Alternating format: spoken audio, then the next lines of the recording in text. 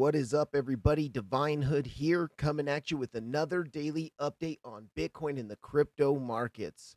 Welcome in, everybody. We are seeing some key price action today on Bitcoin, and today is really going to be a deciding factor for Bitcoin, or I guess I should say what happens over the next couple of days here for Bitcoin. So welcome in. We are going to go into this. We're going to go into the altcoins today. We'll cover as many of the altcoins as we can. And thank you guys for joining. If you guys get anything out of this video, please like the video, please subscribe to the channel, and share the video with anyone you think would find this interesting. First off, before we get started, I know yesterday I got a couple comments in my comment section about the mic maybe being a little bit low or cutting out. So can you guys hear me okay? And can you guys see the screen okay? And welcome in, guys. Welcome in, Archie. Welcome in, Nonsense, Humble Eddie, Quiles. Thank you guys all. Let's see. Let me get back to this here. B-Boy Arts, welcome in. Thank you guys all for coming in. It looks like it's cutting off some of my... And Curtis J, welcome in, man. Okay. So, guys, looks like... Yeah, okay, you guys can hear me. Mike's good. Okay, thank you. Sudeep, welcome in. Okay, guys, so Bitcoin is seeing that push up. Actually, in yesterday's video, we were right in this general area, right around the VWAP yesterday in the video. And I did say in the video, I was actually expecting that drop to continue a little bit more to backtest our VWAP, or not our VWAP, our pitchfork band that we were breaking out of. This pitchfork band we were breaking above. So we wanted to see a bullish backtest of that band, confirmed to flip to support before continuing up to that 116.8K area of resistance. And this is really the area of resistance that I've been talking about since Monday. We did look at the lower golden pocket pulled from the dump, the highs right before the dump to the lows of the dump. And if you pull your range and you include the dump price action within that range, that is where that value area low is. But you can see that is a clear breakdown of the range. So until we can reclaim back with inside that range, we are underneath that range value area high. This was our clear 3.5 week long range, and we are now clearly starting to form a new range down below it. Now, if we do start to break back in it and deviate back with inside of it, or find reacceptance back with inside of it, we will combine this volume profile to make one bigger range. But at the moment, we do have to look at this as two different ranges. So we have a bit of a conundrum here for Bitcoin, because let me just actually go ahead and pull another volume profile of this same exact range, but we're going to include that dump. And this is where it gets a little bit, I guess, I don't want to say confusing, but this is where it gets a little bit tricky for Bitcoin, because if we take the range and we include the dump, you can see we've actually broken back into the volume profile. And a couple times today, we've back tested that value area low, and we are holding inside the volume profile. But also our resistance, our key resistance being that golden pocket from the last time we rejected the value area high of the range to the dump low. So the weekend highs from 2 weekends ago down to the weekend lows from last weekend, if we pull our golden pocket. And this is a key internal high here, because it was the last time that the market, we came up to that overvalued section for Bitcoin, and the market did consider Bitcoin overvalued, and we did end up dumping and breaking the range to the downside. So that's why we were pulling that golden pocket from this key weekend high to last weekend's low.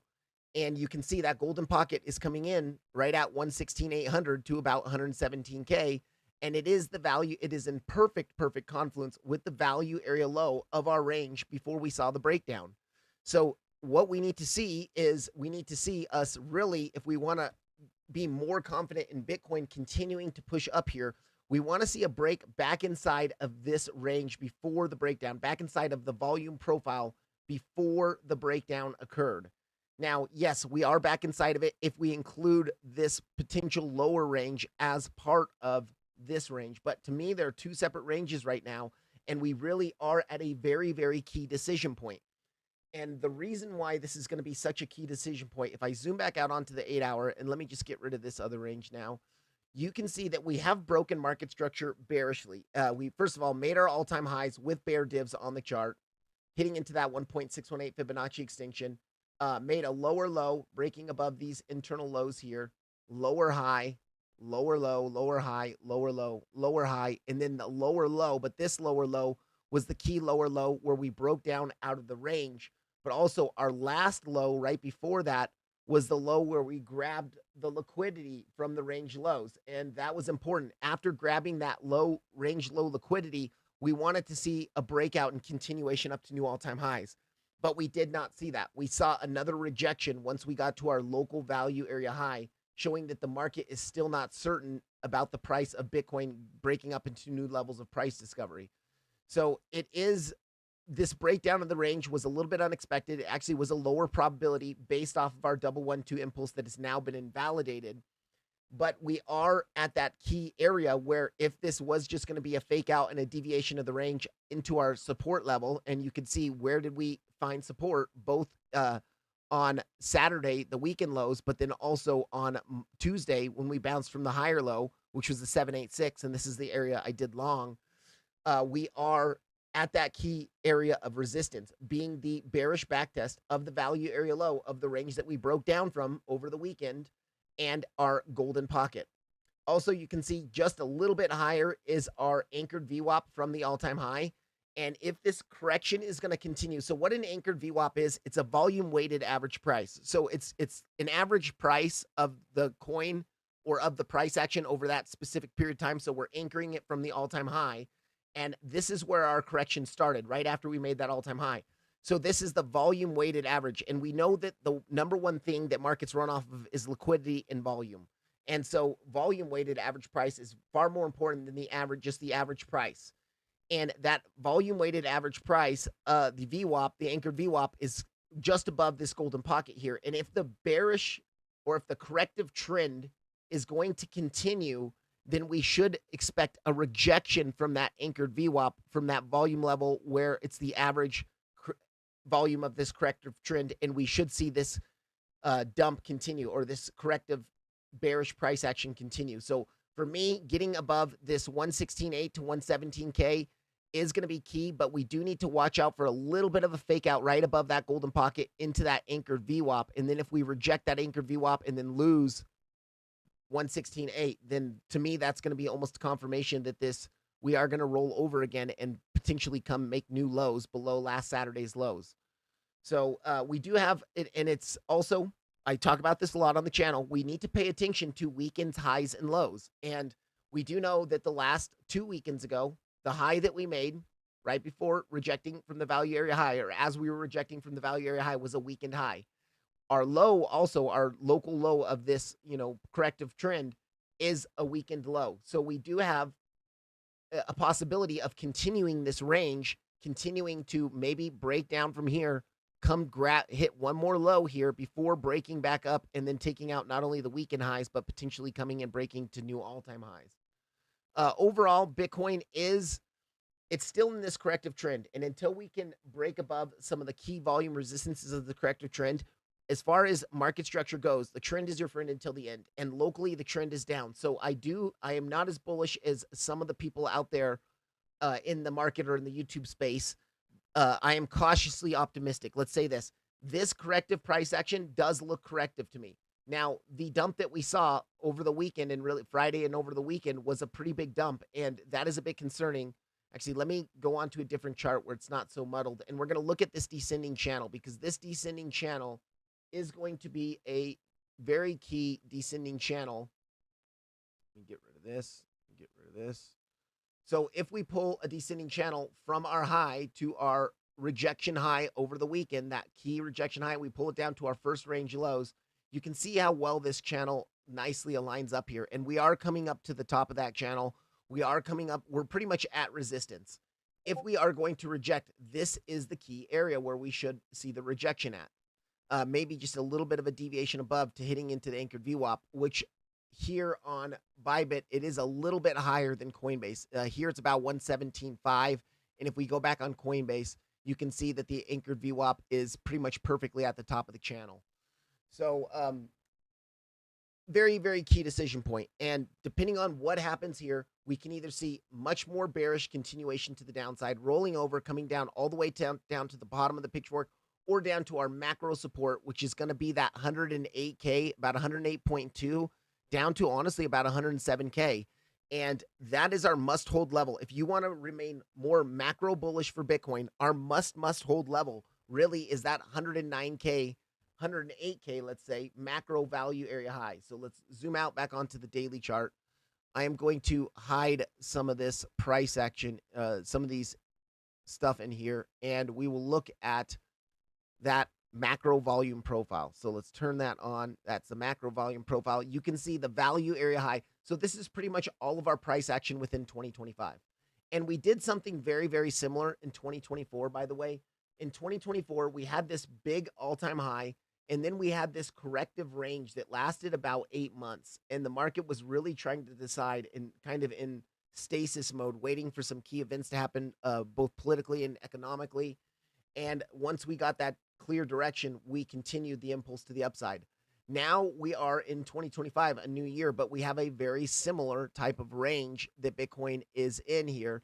And this could be, if we do reject from this area after making a new all-time high, breaking above the macro value area high, if we do reject from this area and come down to 108K, 109K, this has to hold. This support level has to hold. If we break back inside of this volume profile after seeing a breakout, breaking into new levels of price discovery. So yes, we did make new all-time highs, but if we break now back inside this volume profile after seeing a bit of some price action above, trying to attempt to break to new levels and sustain new levels of price discovery, then that could be a very, very bearish sign on the more macro level for Bitcoin.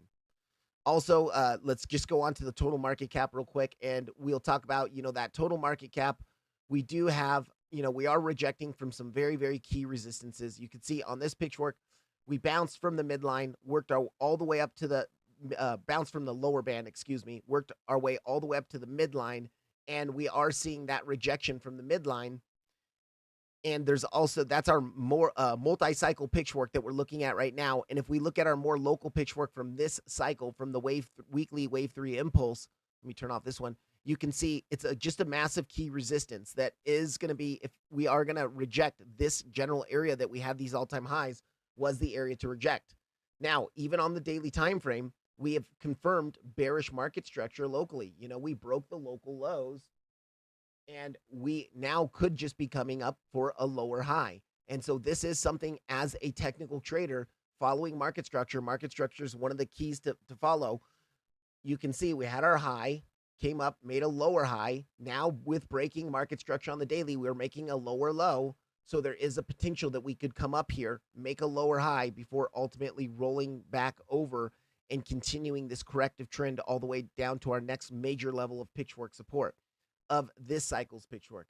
And then once again, if I turn on our multi-cycle pitchfork, you can see that we are just at that major confluence of resistance for both of this cycle's pitchfork resistance, high time frame pitchfork resistance, the multi-cycle pitchfork high time frame resistance.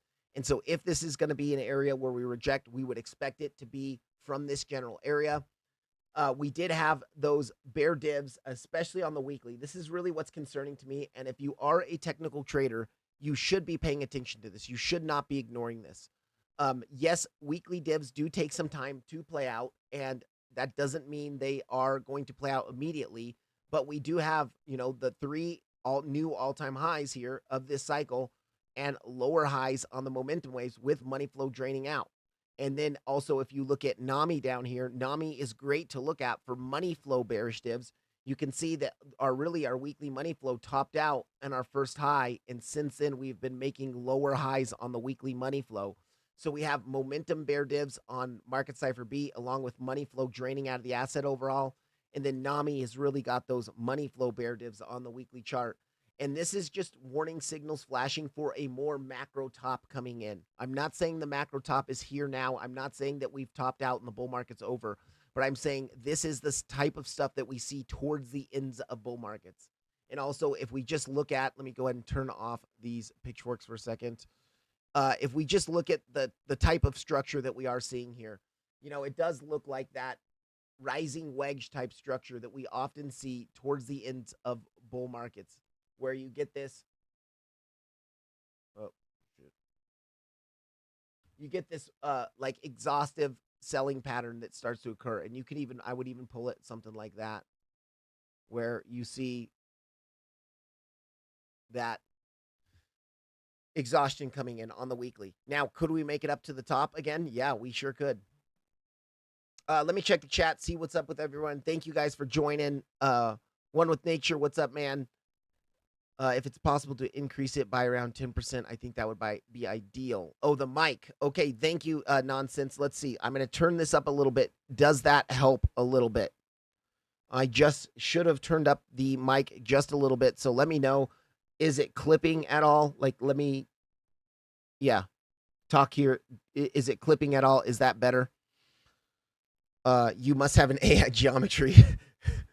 MA ribbon is not the same as VWAP. I think that's what you meant to say. MA ribbon is not the same. What's up, Mickey? Good. Thank you for joining. And False Prophet, what is up, man? Welcome in. So welcome in. You guys, False Prophet is the creator of NAMI. This indicator for me has been really, really helpful in confirmations on my trades. And since I've been using this indicator, because it is a bit quicker than Market Cipher B, especially if you're a scalper, and I noticed a lot of you guys in here are scalpers, I do think NAMI is really good for scalping. And if you get those, especially these hidden bear div signals on NAMI and hidden bull div signals on NAMI, I really, really like this indicator a lot. Of course, for me, I've talked to you guys about this in the past, but for me, it's always price action first, indicator second. So, you know, you map out your key levels, you look at the price action, you look at the confluence of support and resistance, and then once you get to those levels, what I use to enter or exit trades or to choose to not to enter or exit trades is my momentum indicators here. And so welcome in, False Prophet. Good to see you in here, man. Okay, dude, we have the 4-year cycle. If we don't make money out of shorting, you know it is a bull market. Yeah. So Mickey, I do understand in the four-year cycle, and the 4-year cycle really has never been wrong. But this is our first cycle where we do have institutional money and institutional ETFs entering the asset, which does fundamentally change the way this asset is traded. And I do think there is a possibility, I'm not saying it's the highest possibility, but there is a possibility that the 4-year cycle is no longer going to be the same as it was because of this institutional ETF money coming in, the money flow in and out through ETFs. So, yeah, I know that, you know, it is logical that we might see a few more months of pumpage, especially if the Fed does cut rates in September. Now it's like up to like 93% chance that they're going to cut rates in September. But we also have to remember when the Fed cuts rates, usually they're cutting rates because the market or the black swan or the big crash has happened and something is broken. And that's why they're starting to cut rates. And if you guys pay attention to some of the macroeconomics out there, it's not looking good for the economy. And it does look like a potential recession is coming or here already. And usually we don't even mark it as a recession until, you know, it's almost over. So, yeah, and if the recession's been going for 6 months, I would say Bitcoin's been holding up extremely well for what we're seeing in the macro economy. Yeah, I make the pitchforks myself all the time. It's based off key pivot points, and so yeah, Matt, thank you for the nice comment. Thank you for joining. You have a bear divs now. If we have bear divs now, cycle is over, but it is not. It is still unconfirmed. Well, here's the thing, Mickey. On that weekly time frame, it is not unconfirmed. Now this cycle is confirmed. Let's just zoom back out onto the weekly chart, and well, this is the total market cap, but this is actually a good thing to look at as well, because let me just pull this up full screen here. You can see here that is a higher high here. That is a lower high. That is a lower high, and this weekly has now rolled over and is starting to drop. And so we do have bear divs there. And also, if you're looking at money flow, we have money flow bear divs. Now, this money flow is not completely and clearly rolled over yet.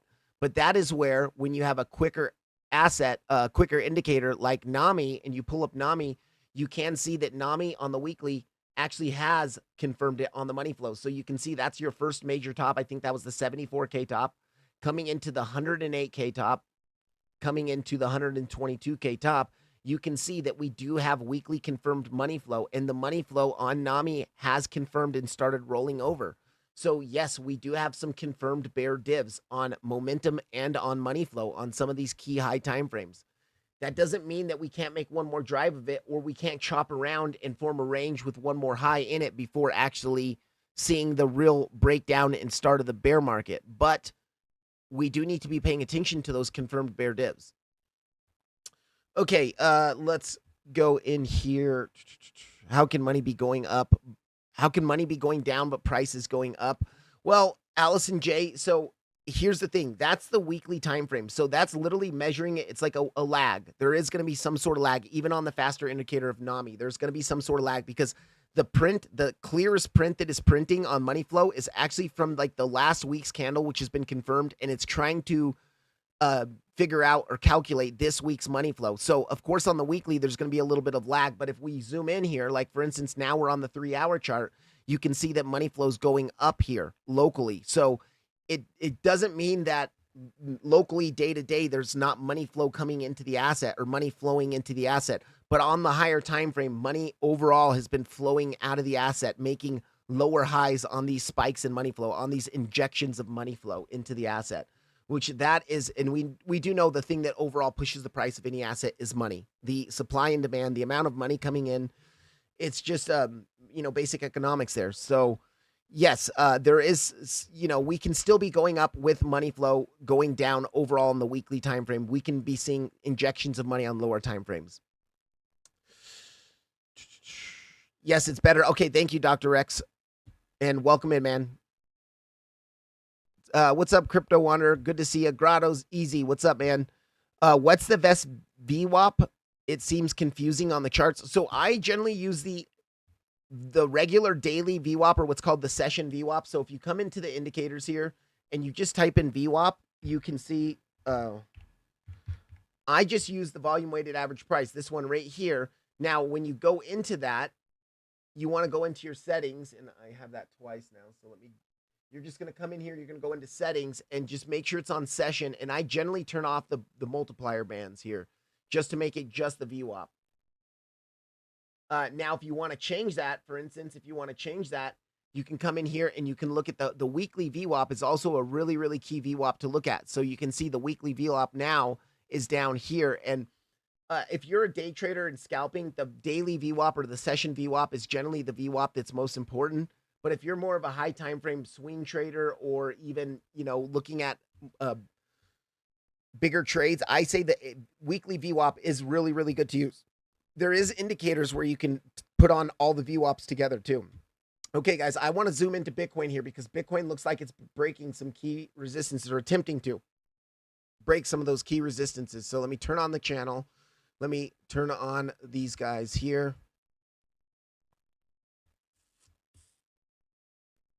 Zoom out onto the hourly chart. So you can see here earlier today, we've been forming this range. And once again, guys, we were forming that range between wait, what is this alert set here for? All right, we've been forming the range between the value area low of the volume profile pulled from the entire price action, and then the value area low of before the breakdown. But this general area, 116.8 to about 117.3 is going to be our area of resistance. Now, what we're seeing right now, we were forming that range earlier today as well. We were chopping around, and to me, this looked like bullish consolidation in here. Money flow was rising. We are seeing some bear divs now come in. We're seeing actually multiple drives of bear divs now. But Jason mentioned this in his stream, and this was important. Earlier today, when we came up, we made a double top on most exchanges. We didn't actually grab the liquidity. And anytime you see something like that where you don't actually sweep above that level to stop out that liquidity and then see the drop, it's actually a bullish sign. And so you can see when we came up here earlier today, we didn't pierce that level. We didn't stop out all the stops, and we decided to dump anyways. We saw actually, if we go on to our open interest chart here, and let me just refresh this, we actually saw a lot of shorts coming in. I believe it was shorts that were coming in here. First of all, look at our open interest. Our open interest has been increasing rapidly since the lows yesterday, since we backtested that pitchfork band that I talked about in yesterday's video. So we have had a lot of new positions coming in. Now, a majority of those positions have been long positions. Of course, we've had some shorts that came in towards the top up here, as you would expect some shorts to come in towards the top. But then those shorts kind of got squeezed out a little bit. Right now, we are seeing that push up. We're really seeing a short squeeze right now. You can see our open interest is dropping here, and the CVD is going up. It's short positions getting forced out of the market. That's why your open interest is dropping, because they're either getting forced liquidated or forced stopped out of their positions, which what is a forced stop on a short? It is a buy. And that's why you see your CVD rising here. And this short squeeze is really starting to push now. Let's actually look at this. This is getting quite bullish here. Money flow looks bullish. Here we go on NAMI, guys. NAMI is so good for these. He just printed a hidden bull div here earlier today, right on this low. And so it's no surprise that we're breaking above. And this short squeeze could continue pushing. If we start to break back and close hourly to 4 hourly candles back inside this volume profile, I do think Bitcoin will go higher. And yesterday, I talked about Bitcoin still has more room to go higher. I am still long from 116,742 right down in here. I longed right down in here on the back test of our lower part of the pitchfork band. And I did take a profit exactly at 116,800 earlier today. And now I still have about 40% of that long position running. And if we break back above this anchored VWAP, it's going to be really, really bullish here, guys. If we break above this anchored VWAP, if we break above the volume profile. Okay, my alert is going off on BNB. Let me check this out real quick.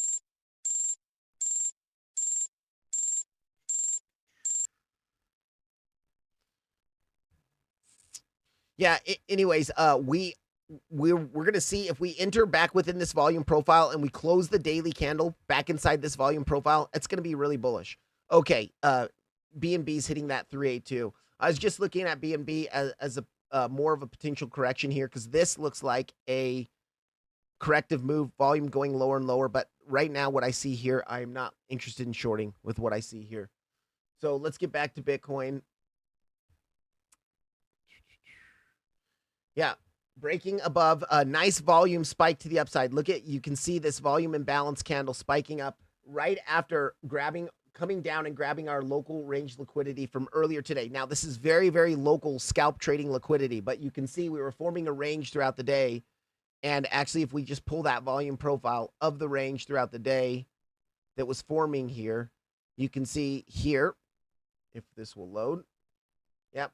So breaking above the value area high, but we came down, we took that local lows, it instantly filled that imbalance created from this candle, bounced from our VWAP, and I've talked about this a lot. The VWAP will in a trending day, the VWAP will often act as support or resistance. So today, most of the day has been an uptrend, came down to the VWAP. Of course, there was a little bit of volatility, so we wicked past it a little bit, but we're pushing up here. And now we're starting to break above the golden pocket and the channel. So this is really key, guys, what happens here. Now, I do want to show you this on the hourly chart. We do have bear divs. Now, money flow is always going to overpower bear divs. This money flow looks extremely bullish. This money flow down here on NAMI looks extremely bullish. But if we do look here, we do have confirmed bear divs on Market Cipher B on the hourly. And, you know, we had a triple drive of bear divs in here, and now we're seeing a more regional drive of bear divs. So we are starting to see signs of exhaustion or warning signs a little bit of potential rejection. But this exact moment that we're seeing right now is very bullish for me, and breaking above this resistance that was here all morning for us, we kept bumping our head up against it. It's pretty good. If you're a bull, this is pretty good. And this anchored VWAP right now is going to be the key for us. Let's go on to the 15-minute chart. On the 15-minute chart, you can see as well, we were seeing the bear divs. Now we actually have confirmed bear divs. So higher highs in the price action, lower highs in the momentum waves, but this momentum wave is not confirmed yet. And this money flow is so bullish here, it's going to overpower a single drive of bear divs. And then as far as NAMI goes, it's almost sort of an equal high here. So I would say, but money flow is draining out of the asset. You can see here, we do have bear divs confirmed on money flow, which is really, I like to pay attention to those bear divs on NAMI with money flow and trying to cross into the red here. So far, it's not enough for me to look for a short here. Yes, we are at our resistance level.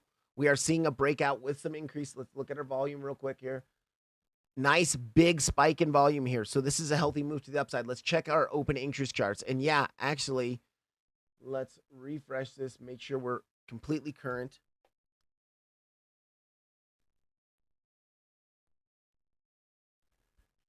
Okay, yeah, this is really, really nice to see. So we are seeing a nice spike in volume here. Now, look at, we have a lot of shorters coming in. So, this is short positions. CVD is just the amount of shorts or longs are opening. But what this looks like is a squeeze to me. It's a little bit of a squeeze. Open interest is kind of flat in this general area. Let's try to zoom in here and see if we can't get a better look at this. Yeah, so it was a mixture of a dump. So you can see this wick down. We dumped. So some positions getting squeezed out. That's what started. But now we are seeing our open interest increase. And it looks like some longs are going to try to step in here. Now, the thing is with short squeezes, guys, if you start to squeeze up, you really want to see new position, new money come in to sustain that short squeeze. Because if you do not have new money come in, you can just roll right back over and come right back down. So this is key. Now that we are starting to break above this anchored VWAP and really starting to impulse up here, I do think that we could see new money step in. And if we see that new money step in, I'm really looking, yes, there is some levels of resistance. You know, at 118K, we have that point of control. But now that we're breaking back inside the volume profile, I'm going to expect us to move really to the value area high of the range. Because if we re-enter our volume profile and look at, we're breaking out of our channel, I want to see an hourly close outside of this channel and really preferably above the anchored VWAP. So let's go on to the hourly actually. And let's see, we have 9 minutes left. If we close this candle, that's going to be pretty bullish. Let's pull this range in here. There we go. Let me just pull this to there. Yeah, that point of control is coming in pretty much at 118K. I believe. Let's check out our daily levels. So we have a couple daily levels. You can see my box of resistance up here. And this box of resistance, it is a little bit below our golden pocket, but we do have the golden pocket coming in. And then the value area high of our range, you can see, is going to be right around that golden pocket. We have a couple dailies. We have a daily at 120 and a daily at 119.5. And then we have the liquidity grab into those. Really, this internal liquidity grabs, and then really the weekend highs liquidity grab. This area right here. Remember, these are Sunday highs, and Sunday highs often get taken out. So at 119.839, at least on Coinbase. So I think we could start to squeeze. We want to see that squeeze up. What would be likely to happen now that we're breaking back inside this volume profile? Maybe we're going to squeeze to 118K, see a small rejection from that POC, but now that we're breaking out of the descending channel, and we're back inside the volume profile, we want to see that small rejection. We want to see a retrace back down to the value area low and the bottom of the back test of the channel, the bullish back test, and that's when you would get your big squeeze up, your big push up. So locally, if we do, now that we are confirming some bullish price action breaking back within, if we do reject from 118K, I will actually be looking to add to my position at this value area low if we come down to this value area low. Also, because we're breaking back inside this volume profile, it's still a bit early. We still haven't confirmed it yet, but you can start to bring this to make it a larger range now if we start to chop around inside of this range. I'm not comfortable doing that yet. I'm just showing you that's something we can do once we start to confirm some more price action back with inside the volume profile. But it does look like Bitcoin is attempting to push up here. Money flow looks very bullish. Seeing some green dots here. Money flow looks very bullish on NAMI as well. And I think we are going to continue this push up. The big thing, 6 minutes left. If we close this candle, this hourly candle underneath this anchored VWAP, it's going to be a little bit of a warning sign because you can see very, very locally, we're attempting to squeeze above it. We're attempting to squeeze above it. We're not. We're actually seeing that big drop right now happen. And this is where we could see a lot of top longers trading the breakout that are going to get trapped right now. We don't want to see this. Look at open interest is now starting to rise. Actually, wow, a lot of short positions are coming in here. If we're seeing a lot of short positions come in right now, very, very locally, if Bitcoin can hold above that golden pocket, we're going to see this is going to be fuel for a higher push up on the short squeeze. Let me check this. Yeah, we're breaking above our VWAP bands. Now, remember, guys, I talk about these VWAP bands a lot. When they compress together like this, they're very similar to Bollinger Bands. You see that compression together, and then it usually leads to a large move, a large volatile move where you see expansion. So I'm looking at now they're starting to squeeze together a bit here. It is possible that we continue to range within this range, but coming up to the value area high of the range would be preferable. Come up to the value area high, reject from here, start to range for a little bit longer. Overall, I know this chart's really messy, so let me clean this up. Let's talk about the pitchfork, because the key thing that we saw was bouncing from the bottom of the band. We bounced from the bottom of the band of the pitchfork, and that is, to me, what is important. 2 times. Let me just check our naked dailies here. Yeah, we have that naked daily that's coming in at 118.3, very close to your POC of the range. So that's the next area of resistance, 118 to 118.3. And I believe the naked weekly. Oh, naked weekly's closer to 118K. But the pitchfork, let's zoom on to the 4-hour chart, and let me get rid of this channel for a second. You know, we rejected from the upper band of the pitchfork, came up to that 1.618, rejected it to the dollar. But this lower high created here, not only into your local golden pocket, but perfectly backtesting the bottom of the pitchfork band was really key for me. Once we saw that, I really expected a grind at least to the midline. We chopped sideways for a bit. The market tried to decide, but you can see once we really started losing the midline in here, it was support here, and then we broke it down 1, 2, 3, 4, 5 very local low time frame back test trying to get above it. When we couldn't, that's when we saw the big waterfall come in.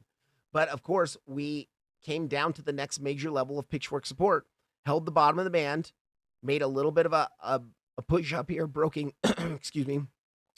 very local market structure above these highs here, then came in for a higher low, and that's where I got in because I wasn't comfortable longing down here with what we were seeing. We didn't really see very good confirmation, but when we came in for the lower high, or the higher low, into the pitchfork band, into our 786, I saw confirmation, and I'm still long from that area. So we're seeing that breakout and that push up. Okay, let's talk about, I just want to watch for a couple more minutes here, guys, to see how this hourly candle closes, and then we can go into some of the altcoins here. But let me take a look at the chat. Share the link, please. Kurt, the link for what are you talking about now?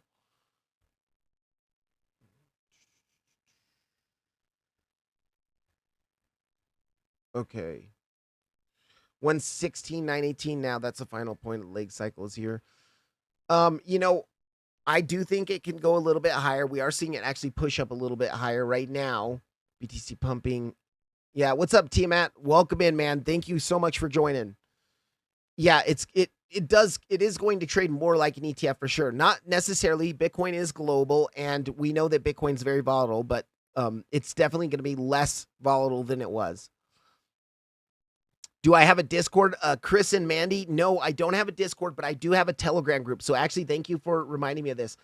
So guys, I have a couple partners of the channel. One of the main partners that I partner with is BYDFI, and they are a VPN-free exchange and a KYC-free exchange. All you need is an email and a password to sign up. So they are offering my affiliate users, if you use my affiliate link to sign up, you can get, if you deposit just $100, you can get a 50% deposit bonus. You get $50 free. And if you do sign up under my link and deposit, you can get access to a Telegram group. So I've partnered with BYDFI, and we have created a Telegram group where if you do sign up using my affiliate link, you can get into that Telegram group. And I do share some of my trade setups. Actually, one of the setups that I shared yesterday, or it was the day before yesterday, was that long on say from 28 cents right down here. We saw the long. Now, I shared that the day before it happened. We came down here, and that was our local low into the point of control and the golden pocket.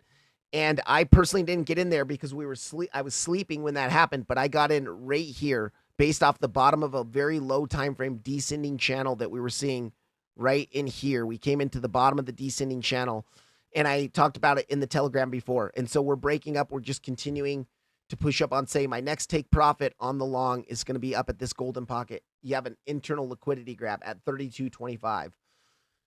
So that Telegram group, if you guys want to join, the link is in the description to join the Telegram group. And to get inside the Telegram group, all you have to do is deposit that $100 into BYDFI. First of all, you'll get 17% discounts on trading fees. You get the 50% sign-up bonus, a deposit bonus. But once you're in the Telegram group, just type in /verify and then whatever your user ID number is, which is this number right up here, and then it will automatically put you in that Telegram group, and you guys can get access. After that, it's free. It's still your money to trade with. You guys can take out your money anytime you want. The $50 deposit bonus is used for trading only. Like, you can't withdraw the bonus money, but you can use it to trade. So I think it's a win-win for everyone. You guys get discounts on trading fees, access to Telegram group, and cheap fees for trading.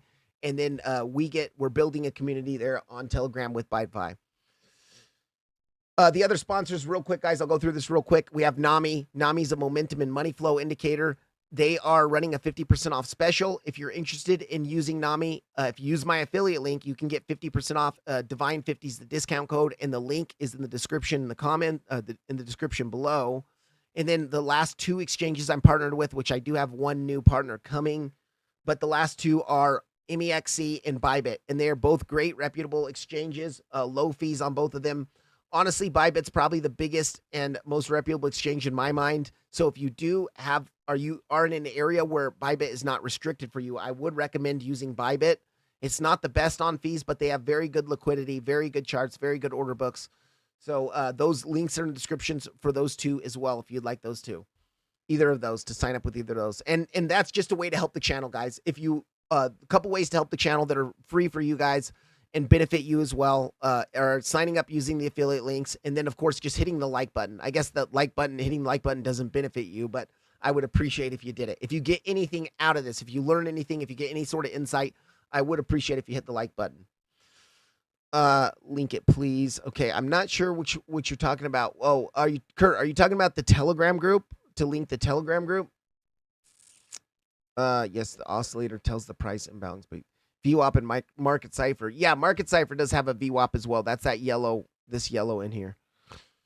Most liquidity. Yes, Mickey, that liquidity has been something that I've been looking at. So if we go to our Model 2 heat map and we go to really the past month, because this range has been about a month long, you can see that majority of that liquidity locally is up into that area. And actually, if we look at the symbol here and we can see that past month, you can see that it's really right above us still. So that, and I did describe this in yesterday's video. I said, guys, the most local liquidity is above us, and that's acts as a magnet. So if we do break inside this volume profile, then we have a very high likelihood to push up to grab that liquidity. And that's the reason why I said that in yesterday's video, because once you re-enter back within inside the volume profile, you're finding re-acceptance back within inside of that fair value. And so it's likely that the market pushes up to grab the liquidity at the overvalued portion. Very, very locally, it does look like we are coming into some of that liquidity now, but we haven't taken it all. So this is the point where we do need to be wary of the fake out, right? Coming up, hitting into the anchor VWAP, hitting up into the top of the parallel channel, and being wary of a fake out here. So far, money flow looks good. Let's go on to the 5-minute chart. Let's check this out. Money flow looks really good on the 5-minute. No bear divs. No bear divs on Nami. Money flow looks really good. So I think this thing is going to continue. Are we seeing some local bears CVD divs? No, not really. Let's actually zoom back out onto the 5-minute again. Yeah, I mean, this is looking pretty good right now. Seeing some fresh shorts come in at the very top up here. Either these shorts are going to be successful at the anchor VWAP. These shorts are going to be successful, and we are going to be able to roll over. But if they're not, and they start to get trapped underwater, we can see this used as fuel to squeeze much, much higher. One thing that I will say, oftentimes corrective pushes up that look like impulses end in high volume. So we do have that spike in high volume. To me, this does look more like impulsive price action. And I am looking for it to continue up. Based off what we're seeing so far on the charts, I think this is going to continue pushing to the upside. If we're looking at the potential of this bottom that we saw on Saturday being the start of a low after seeing your bigger WXY correction to the downside, that finished, and now we are about to start an impulse to the upside. So we are looking at this as a wave 1, a wave 2, your wave 3, 4, 5, and a 5-wave impulse to the upside. What we can look at is we can pull our trend-based Fibonacci extinction, go from the lows of 1 to the highs of 1 to the lows of 2, and that 1.618 coming in around 119K, let's just say 119K, that is going to be the 1.618. So you have a high probability of pushing at least up to this area for your wave 3. But sometimes it doesn't have to end at the 1.618. Sometimes we go higher. So in knowing there's liquidity just above us, I would say that general box of resistance above us. Now, the golden pocket is going to be in alignment with that 1.618. Let's grab that golden pocket. From the highs of the range,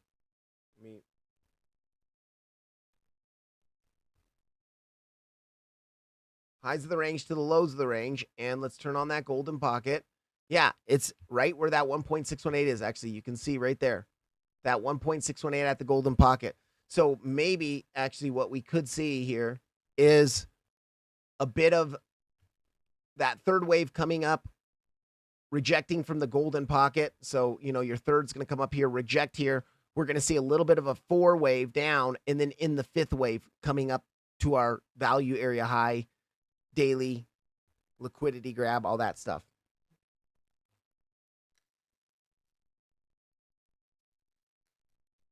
Yeah, ETH is pushing, guys. We're going to cover ETH. We're going to go into some altcoins right now. Tiamat, thank you, man. I don't know. Rumors Trump signed an executive order for a 401k. Wow. Okay, executive order. Curtis J, we're going to go into some of those coins right now. So yes, absolutely. First, real quick, guys, I do want to cover ETH real quickly.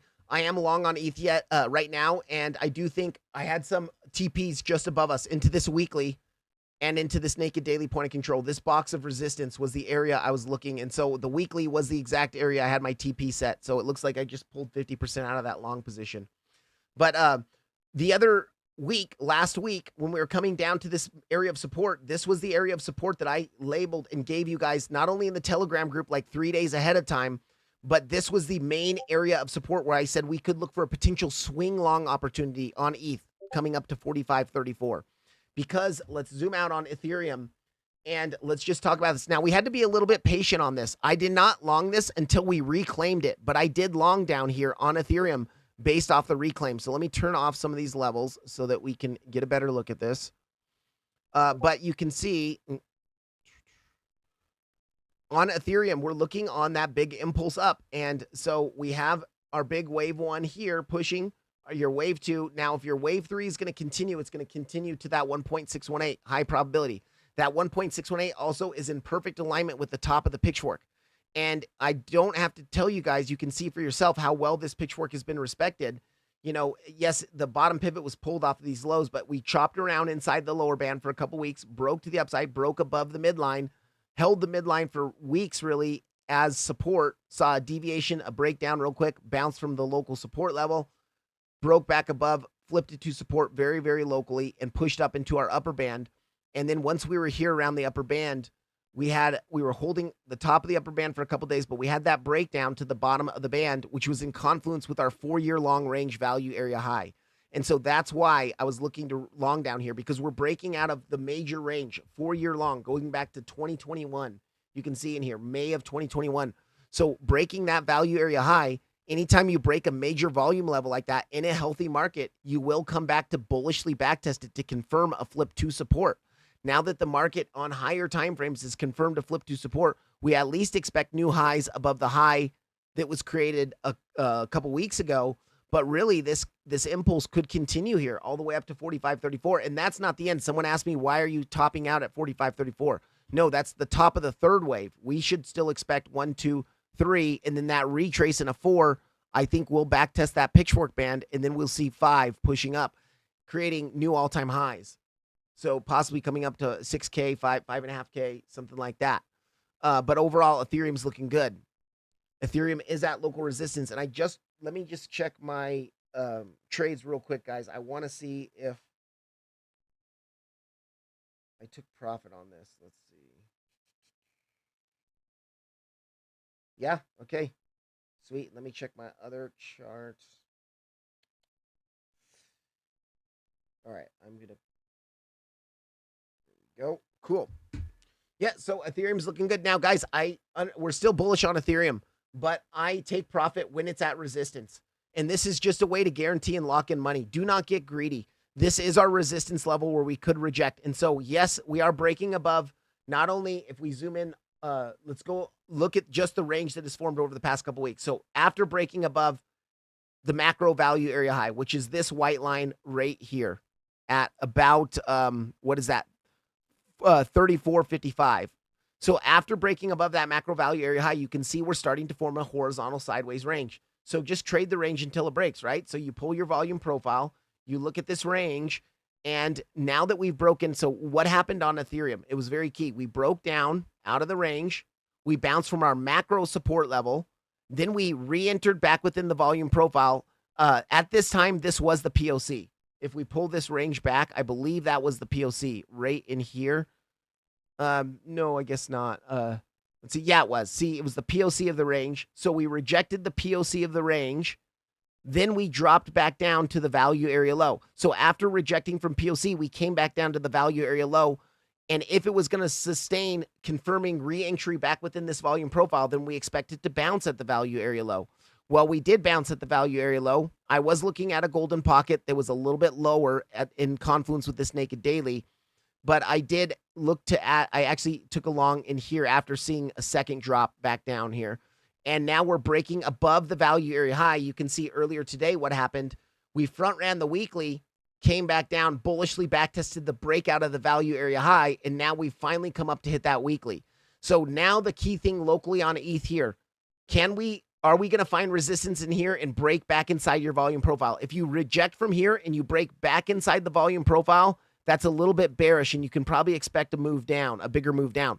But if we can maintain above this value area high and just chop around between the weekly and the value area high for a bit, then we could continue this impulse to the upside. And honestly, I would be looking for it to continue ultimately up to 45.34, the next major level of the pitchfork. So that's really what we want to see. Right now, Ethereum is at a key resistance area, and it's really the last kind of resistance. First of all, internal liquidity. Did we take it? Yeah, it looks like we just barely took it. More of a double top there. But really, we have that internal high that's just a bit higher, which is a little bit more interesting because it's where your naked daily point of control is. So, yeah, let's just say we're at resistance. We're at the local resistance right now. And this is definitely an area where I just TP'd 50% of the long position. But now if we come back down and hold the value area high again, or even see a little bit of a wick past it, like let's zoom in on the 12-minute, you can see even today forming a little bit of a micro in daily, like intraday range here. So if we do reject, come back down, grab the liquidity of the low from earlier today, come back, that's something that I would be interested in looking to add to a long if we grab this liquidity and get back above. Let's see here. Israel, welcome in, man. Thank you so much for that nice comment. Yeah, I hope you're having a good day, man. CRV, guys. Yeah, CRV looks bottomed. I'm going to go into CRV, Archie. Let's do this. Okay, we went through Ethereum. So Ethereum locally is at resistance. We're at the weekly. We're at the naked daily point of control. I'm going to scroll up in the chat and we're going to look. So Curtis J, you want to look at RBNT. It's a new coin. So I'm not going to probably be able to do too much on it. RBNT on MEXC. But we can look at what we can. If it's a newer coin, is this the right chart? Because this doesn't look new to me. Red Belly Network, is that it? RBNT. And ICP, we'll definitely cover ICP.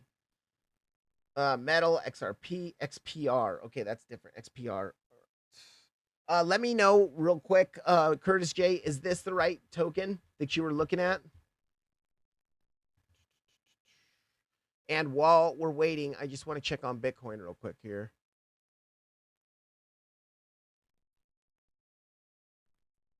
Ooh, guys, this is a little bit scary that we're rejecting here on this anchored VWAP. If we saw a little bit of wick past it, if we fall back inside this channel, it's not going to look good.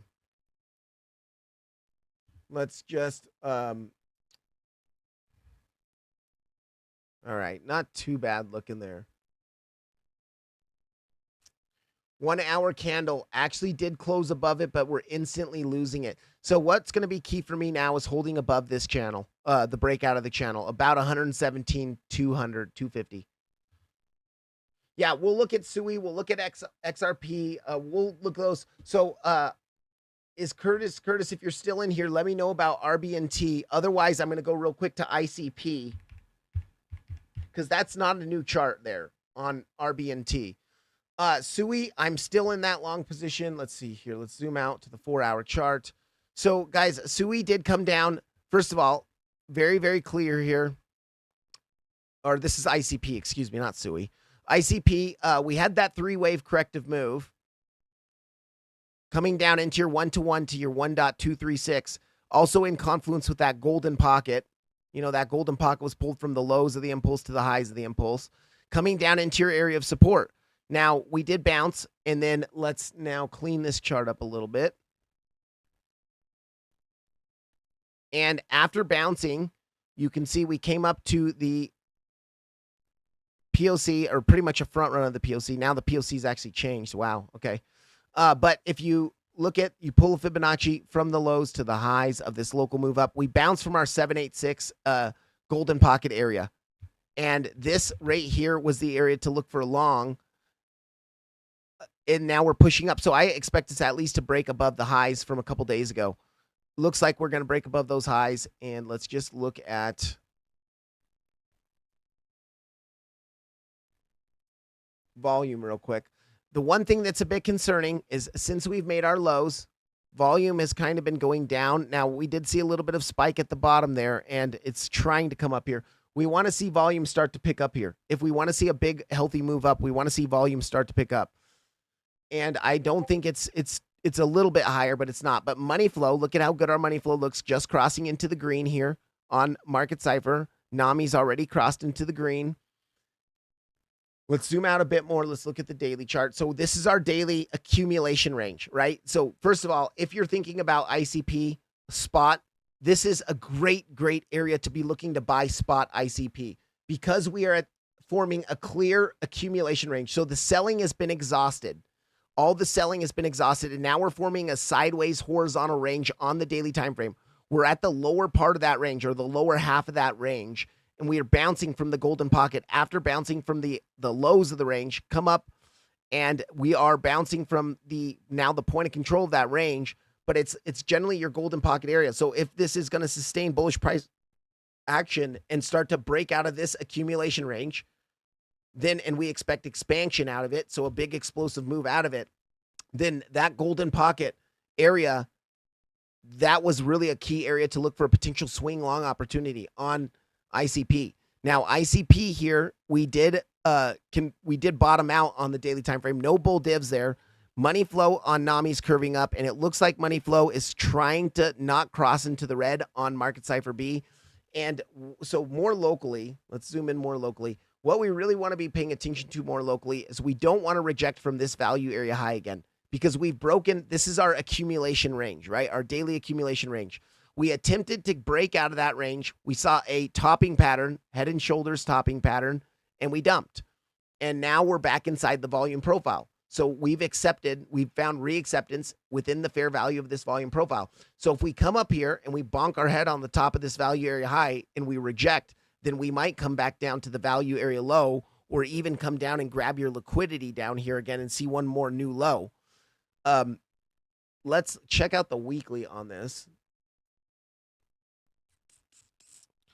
Yeah, and you know what would be really, really nice to see if we did make that newer low. I know it would suck as far as this goes. So we have our accumulation range in here, but really at the bottom of a weekly accumulation range, if you can see a bull div on the weekly, like if we come down here and take out these two lows, this low and this low, then you would have a nice drive of bull div. Money flow, maybe, hopefully, will be kind of still curving to the upside. And that, like, so if we take out these lows and reclaim them, that for sure would be a spot buy for me, like a swing long, very good opportunity where you could be holding it for months and make a lot of money on ICP. But ICP is overall in a good area. And why do I say that?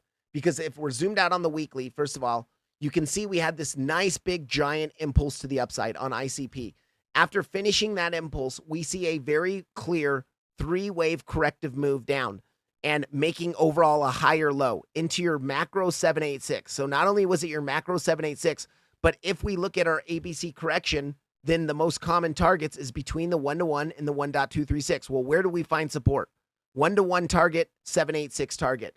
So that is your corrective zone in a deeper, if this is all a wave 1 and this was a 3-wave move in a wave 2, you're going to form some accumulation in here. And then what happens? Expansion. And expansion could be your 3rd wave where you really start to impulse up on this thing, 3, 4, 5, and you see a weekly impulse start on ICP that could last, a year or 2 years pushing up. So this, to see this kind of range and this exhaustion forming down here looks really good on the weekly time frame.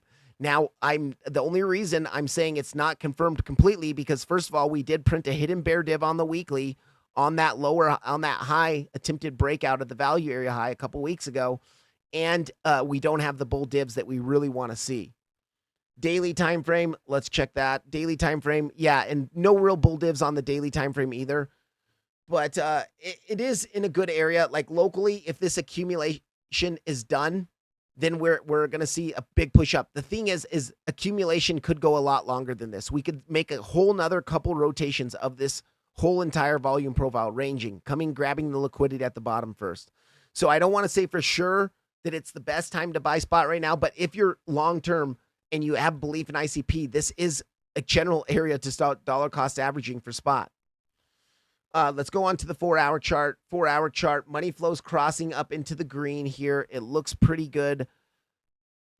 No bear divs, but we do need to be careful because, like I said, this kind of looks weak. This push up so far looks kind of weak, and it looks more like we could start to form a bit of a range in here, forming a bit of a sideways range, or even breaking down and actually hitting that value area low. But yeah, watch out for the SFP of this high, this local internal high. If we SFP this and we start to fall back down, that is where I will say, okay, maybe even look for a short there. But it's not, yeah, I think with what we're seeing right now on Market Cypher B and NAMI, I think we at least make it up to take out those semi-equal highs all up in there. I'm actually going to set an alert on this.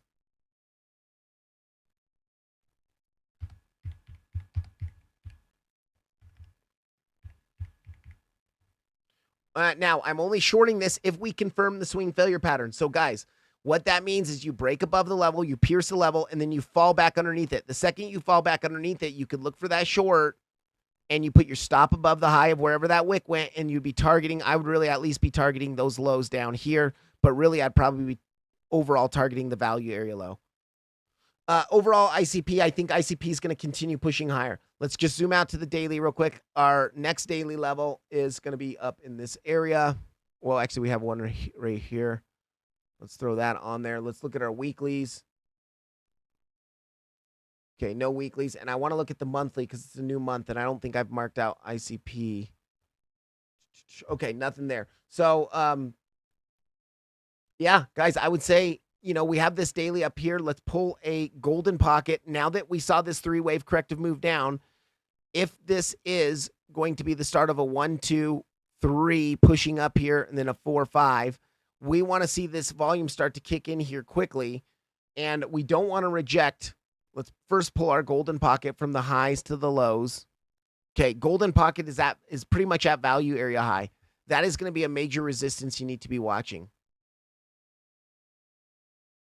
This area in here, and I also want to check our naked weekly point of controls.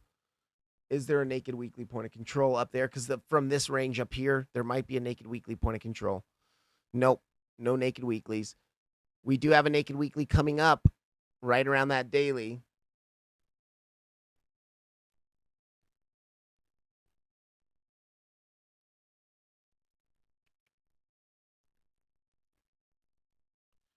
Okay, yeah, I would say the level to be watching is going to be the next level of resistance. First of all, the SFP just above us at 532, but we do have some internal resistance. I wouldn't say it's the strongest resistance, but the daily and the naked daily up here, 546 to 547 is a little area where you could reject. Also, I believe if we take our Fibonacci retracement from the lower high to the low, yeah, golden pocket actually is above that. So, ooh, this is tough. Actually, ICP has some work to do, guys. And the reason why is, I mean, like, look at this. We have this daily and naked daily point of control in here. And then we have an SFP, a lower high SFP internal liquidity grab into a golden pocket. And anytime you see a swing failure pattern into a golden pocket, you should pay attention to that setup. Then right above that, we have our main resistance. This is the main guy up here, guys, between 572 and 577-ish. Is the value area high up to your golden pocket. You can see your 786, your smaller 786 is also up there. So that is really, this box here is your main resistance, but you do have some little bits you can work through. So you could expect to see something, like rejections, and then come up here. And if you are going to, reject and fall back down, looking at possibly an ABC here, a 3-wave corrective move. And within your C wave, you're going to see 1, 2, 3, 3, 4, 5. You're going to look for a 5-wave impulse. So I don't know how that would work with this, with all these resistances, but it does look like it's going to continue higher. So at least up to 532.4. I think ICP has a very high probability of coming to grab these equal highs up here.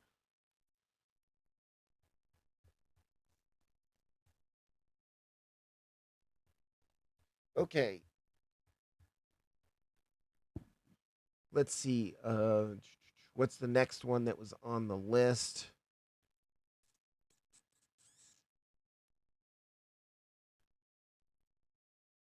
ETH. We did ETH. Yep. Okay.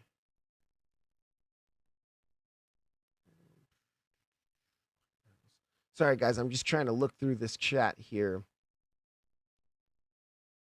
Sui. Okay, let's go through Sui. Sui is breaking above. Now, the key thing on Sui, we did bounce from our support level. This support level was a major support level we were watching down here. The thing with Sui is, so far, the move does look corrective. Now, it is your anchored VWAP from the lows. And the thing is, if you are going to maintain strength, we saw that very clear 5-wave impulse on the daily here. And this could be the start of a much bigger weekly impulse to the upside. So you have your wave 1, which is in itself a 5-wave impulse. You have your wave 2, which oftentimes will retrace to the golden pocket. And we did retrace to the golden pocket in the midline of our descending channel. And in your wave 3, you want to see that big explosive price action. What we were seeing that started concerning me before we broke back with inside this channel, the bigger descending channel, which is your bigger corrective price action, your bigger corrective trend, I should say. And we broke back inside. We did bounce from the anchored VWAP, though, that general area. And that is going to be, if you want to maintain strength, remember that average price based off volume, which is more important than just the average price alone. It's based off volume. You want to maintain above this anchored VWAP. It's going to show strength, and it's going to show that it has a higher likelihood of continuing the momentum to the upside. So the fact that we came down here and bounced, it was also a little deviation of our macro POC of this upper price action. So we're above the upper POC, and then if you look at just this small range that we were trading in, it broke down from the range, and now that we've re-entered back in it, you can pull it together, make it one range, and we are back above the value area low of the range, back inside the range. So the next area that we're looking at, really, the box of resistance, is this box up here, which is going to be your golden pocket in confluence. Let's see, did I mark out that? No.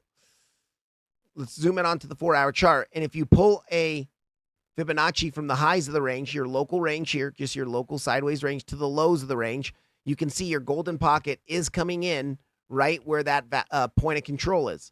So that is your next major area of resistance. Now you can see here, and then we also have the liquidity grab into it. You can see I have an alert set here, because if I see an SFP into a golden pocket and POC and we start to reject, I will look for the short there. I am long on Sui, by the way. But one of the key things I was worried about here on Sui, because this price action so far looks pretty weak, this little zigzag that we're seeing, if we're going to see a 3-wave zigzag correction, you're going to reject between the 1-to-1 and the 1.236. Well, that's where we're at right now, in this general area. I just want to check our dailies. Yeah, no dailies inside of there. And then our weeklies, we have that fresh weekly that's going to be running up here. Let's just throw that on the chart real quick.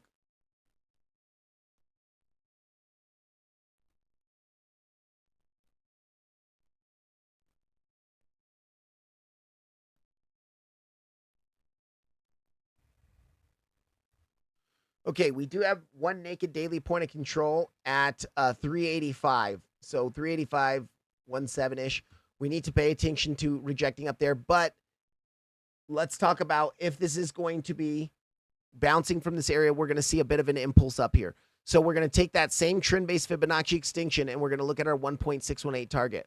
Well, where's that coming in at? It's coming in right where your liquidity grab is, right where your resistance is, pretty much. And this resistance box. So even if we're going to see a 1, 2, 3, you can expect some sort of rejection from this box, even to pull back to a wave 4 before seeing a wave 5 and breaking up, potentially coming up to the value area high of your local range, or even coming up to your weekly or your next major resistance. So I think for me on Sui, the next take profit I have personally is exactly at 399. I just front ran it a little bit. I said 399. is my next resistance, and I am TPing 50% of the position. Yeah, we're above the channel, and this is something that I saw earlier today. We broke above the channel. We back tested the channel and the VWAP very locally, and we're now starting to push up again. So to me, that shows strength. We're trying to get outside of the bigger descending channel again. This descending channel was our corrective price action. We attempted to break out of it. We saw a bit of a failed auction, fell down to our support level, and now we're making another attempt to break out. So we don't want to see another failed breakout of this channel, because if we see that, then we do have a high likelihood of coming down to the value area low of our macro range.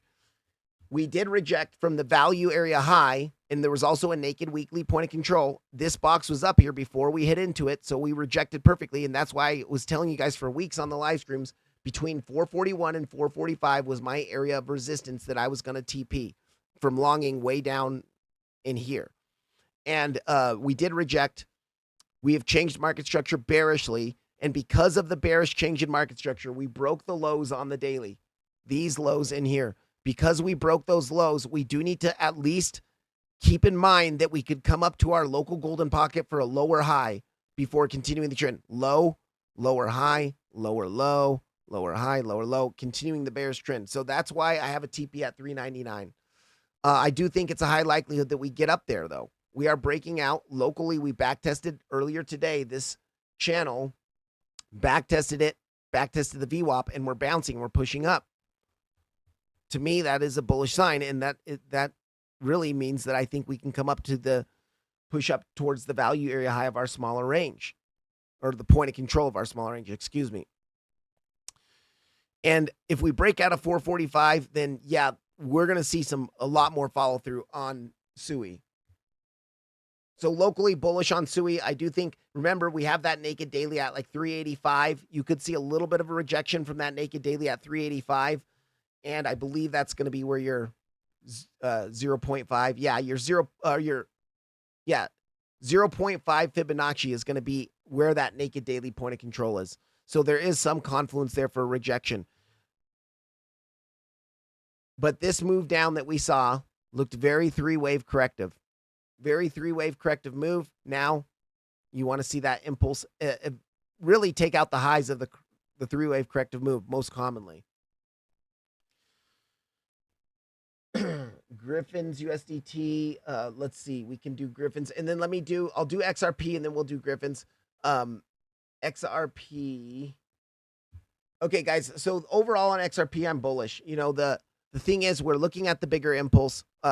This might be a review for some of you guys, but we bounced from the macro 382, log 382 automatically as soon as we bounced from there with that strong buy reaction.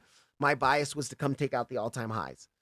Wave 1, wave 2, our wave 3 pushed right up into that 1.618, just like Bitcoin did. But on XRP, we did not invalidate. So in your wave 4 retrace, let me just get rid of some of this stuff here. In your wave 4 retrace, your most common target to retrace is between the 0.382 and the 0.5, pulling it from the lows of wave 3 to the highs of wave 3. Well, we saw that very clear. 3-wave corrective move down into your 0.5. We're bouncing, and now we're starting to push up again here. So overall, my bias is still that we are going to push higher on XRP and make new all-time highs for XRP. Locally, we do have some resistances because remember, within this 5th wave, you're looking for a 5-wave subcount within it. So you will see some pullbacks along the way. And so you can look at trading scalp ranges. You can look at just shorting resistances, knowing that the overall trend is for higher. But this could be, you know, your wave 1 here. You're seeing that wave 2, and really this wave 3, I would want it to push up at least to this golden pocket. And this golden pocket is going to be the next major resistance that I'm watching. It is going to be pulled, if we pull a golden pocket, from the highs to the lows of this dump down. Turn on that golden pocket. You can see that's the golden pocket right where we're at. And we have the internal liquidity grab into your golden pocket. And we could even pull a volume profile of just all of this upper price action above the macro value area high. So you can see we're coming up to the POC, but the value area high of that range is going to be pretty much where that golden pocket is. That's your next major area. between 328 and 334, I'll say. And the reason we pulled this range the way we did, if we zoom out onto the 12-hour chart, you can see this is our 8-9 month long range that we were in. I'm going to hide this channel now. 8 or 9 month long range that we were in. We broke out of the range. We came back and we back tested the value area high of the range. Very similar to what Ethereum is doing right now on its 4-year long range. But this clear, clean breakout, let me just get rid of this for a second. Clear, clean breakout of the value area high, sweeping the highs. Then you're going to see after sweeping the highs, taking all that liquidity, nice 3-wave corrective move to back test that value area high. You're holding it as support. Now you expect more pushing to the upside. So for me, very, very bullish on XRP overall. And I do want to see, I think XRP is going to continue. We're back testing the macro value area and holding it. Now, you can see after breaking above that one last quick impulse in here, and then we saw a bit of a retrace on a low time frame back test. So let me zoom in here onto the 4-hour chart. And let's get rid of this real quick. You can see here what happened. We had that initial breakthrough. This is your macro value area high, guys. The initial attempt to break through, we broke through it, and then you saw the immediate low time frame back test. So oftentimes you'll get an immediate low time frame back test. We flipped it to support immediately on low time frames, and we continued the parabolic move to new all-time highs. But that is the start of a potential sideways range that could be forming above the value area high. And now you could take that volume profile and you can look at that sideways range right after that impulse candle, right after this wick. Measure this volume profile. And sure enough, like if you look at this, we bounce from the value area low of the volume profile. We're coming up to the POC right now. We might see a small little rejection from the POC, but we already failed on the SFP of the highs. Let's throw these in here. Actually, I wouldn't say we failed yet, but we're potentially seeing an SFP of internal highs here. You don't want to see this. You don't want to see an SFP into the POC and then start to lose those highs again, because then you could come down and at least sweep these lows.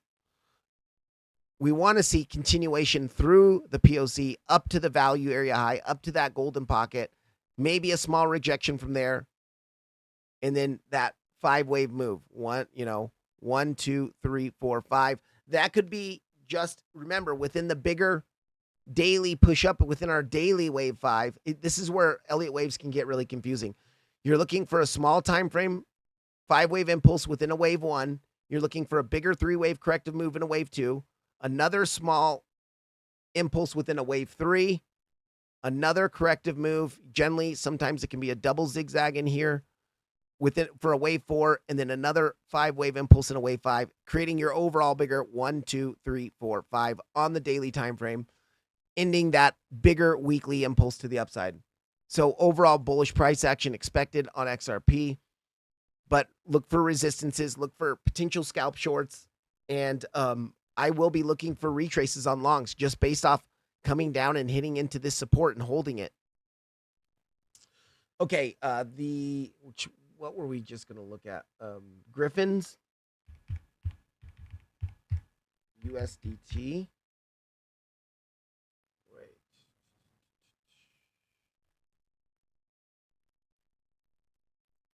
Griffin's USDT. Is it Griffian? Chris and Mandy, is it Griffian USDT? You'll have to clarify that for me. Chainlink, yeah, Chainlink introducing the Chainlink Reserve, creating a strategic link token reserve. Wow, Tiamat, thank you for sharing that news. You know what? I'm super bullish on Chainlink overall. And for me, Chainlink, I've been buying Chainlink. I bought some at 12, I bought some at 15, and I'm planning to hold. But Chainlink has been in this corrective channel. We had a small deviation at the bottom of the channel, but we're breaking up to the top of the channel again. But for Chainlink, very, very similar to what we're looking at. We had that bigger 3-wave corrective move down. Now, I'm really surprised that we front ran the naked weekly point of control in the daily right below us. This area of support right below us, naked weekly and daily. But we did bounce, and we are now starting to break market structure bullishly. Once again, look at these internal highs. We're breaking above them. No SFP, right? No swing failure pattern right now. Actually, you can see on lower time frames, we back tested that high, and now we're confirming to push up. So back to the high, confirming to push up. So I expect Chainlink to push up. Actually, if we're looking at this as an impulse, right? The same thing we're looking at. We ended our 3-wave corrective move down here. At the end of a correction, you want to look for an impulse. Well, this could be your wave 1 to the midline of the channel. Your wave 2 retraces to your value area low now that you've re-entered back inside the volume profile. Very important to realize. And then your wave 3, you want to see that parabolic big push. Well, where's your 1.618? Your 1.618 is where your other resistance already is. You have the 786 of the entire move. You have a daily level up there. And I believe, let's zoom out here, and then we'll pull the volume profile of this upper range. Yeah, value area high is very close by that area. So this general area, and then your macro value area low. Wait, what is that? Macro value area high is there. You can see that 786 from the range going back to November of 2023. So that 19.24 to about 19.4. That's your area of resistance that I expect us to push up to really in the next day or two. Continue pushing up to that area. Seeing your bigger 1, 2, 3, I would expect to see some sort of rejection from here, but now we would be breaking out of the descending channel, right? Our corrective price action. The POC of the range and your internal highs are there. So what you could see is a rejection to backtest not only the POC, but your prior highs, your prior resistance, now flipping it to support to continue that wave 5. And that wave 5, I would want to come up to this area where you can see we have two larger, like the 5-year long range value area high. We have 2 value area highs, and we have the internal liquidity grab into, or the high liquid, not the internal, the macro liquidity grab into that macro value area high. So that could be your 5-wave push up. And that could be, by the way, just the start of a much, much bigger 1, 2, 3, 4, 5 to new all-time highs for Chainlink. So Chainlink looking good. Money flow looking good. A hidden bull div printed earlier today on the lows down here. All indications are Chainlink's going to continue higher. Daily time frame money flow looks good. Money flow looks good on NAMI. Let's go on to the weekly.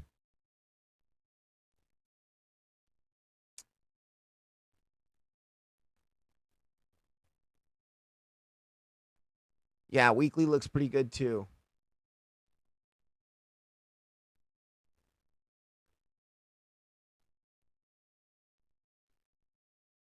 Money flow, very bullish on the 15-minute. We are starting to see some signs of exhaustion. Now, we are not really at resistance. I mean, the top of the channel is here. So if we are going to stay within the channel, then yes, we might reject from this general area, the POC, the internal highs, and the top of the channel. But the way money flow looks so bullish, we are starting to develop some bear divs. Actually, the 15-minute bear divs are confirmed, but the money flow is going to overpower that. So what we really want to see is like a continuation of this grind where we keep making higher highs through here, and then we want to see something like this where we're making continued bear divs and our money flow topping out and kind of coming down here. That way, when we're coming up into this purple box of resistance, we have confirmations to at least look for a scalp short. Now, guys, this is scalping. The trend on XRP, the trend on Chainlink are very bullish. So we are counter trend trading if we are trying to short, even if it's at resistance. So be aware of that. And what you want to do, say we do come up to this area and we reject. You're going to pull your Fibonacci retracement from the lows of wave 3 to the highs of wave 3. So I'm just going to put it right on top of that daily and that 786. And then you're going to go to your wave 4 targets. That's between the 382 and the 0.5. Well, you can see that 382 has some nice confluence with the back test of the channel. So you'd be looking for something like this. 1, 2, 3, and then that wave 4 generally retraces between the 382 or the 0.5. So that I would be shorting here with at least a 50% take profit at the 382.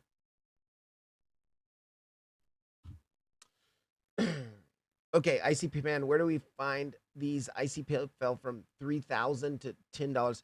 Yeah, ICP, the whole launch with it where it was up to 3,000, or I thought it was 650 or something like that, but maybe it was 3,000. Very, very shady.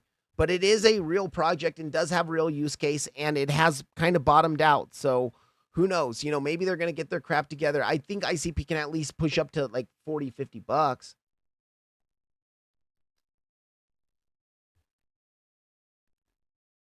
The Crypto Rocket, thank you so much for your super chat, man. I really do appreciate that. Thank you for all you do, man. Do you mind doing some TA on Tau? Yes, we'll go through Tau right now. Let's do that. TAO. Okay, I'm going to go through it on Coinbase, but they're probably all relatively the same, the exchanges. So let me zoom out onto the monthly. Oh, there's got to be better price action for this.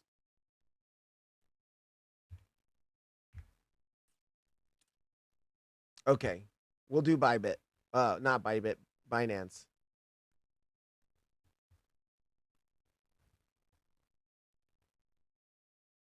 I am just going to mark out. Let's see. Did we tap that monthly? Yes, we tapped that monthly. Yes. Okay. Weekly.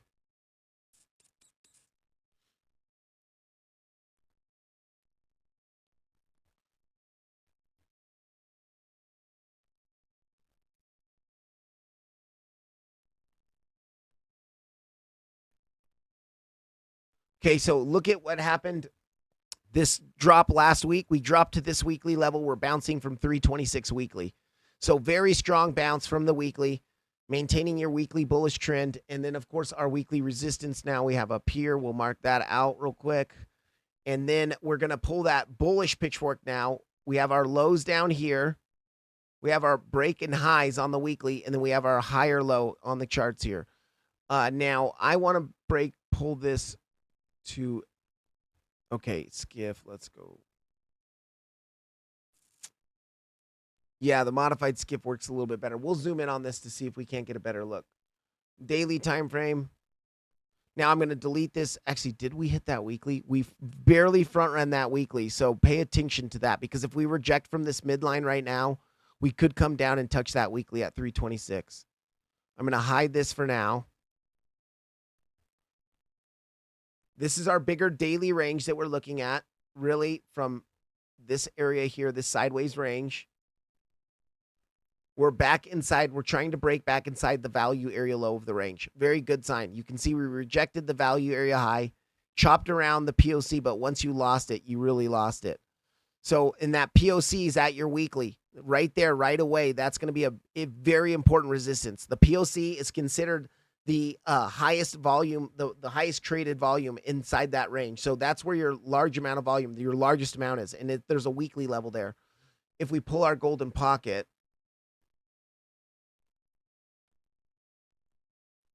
okay, golden pocket's not there, but let me check something here. Is this more? Okay, 30%. It's right on the verge, because if it's more than a 30% drop, you want to change this to log scale. But I'm not going to. We're just going to. 786 is right up there, so that is going to be a major resistance area, because altcoins often do retrace to the 786 as well instead of the golden pocket. Let's look at our, not naked dailies, let's look at our naked weeklies. No naked weeklies within here. Let's go on to the 2 hour.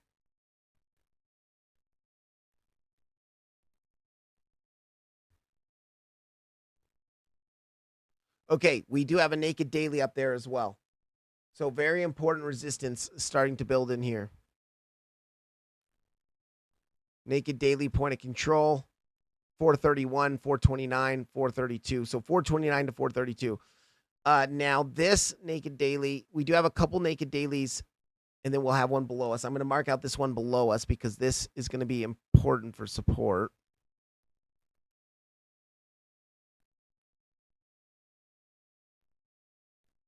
Turn that off for a second.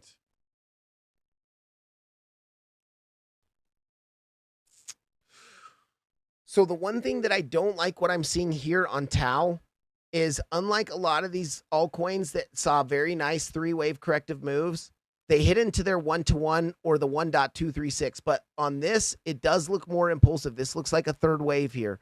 If you're seeing this is a wave 1, a wave 2, This looks more like a third wave than a C wave. So let's pull our trend-based Fibonacci extinction from the highs to the lows to the highs.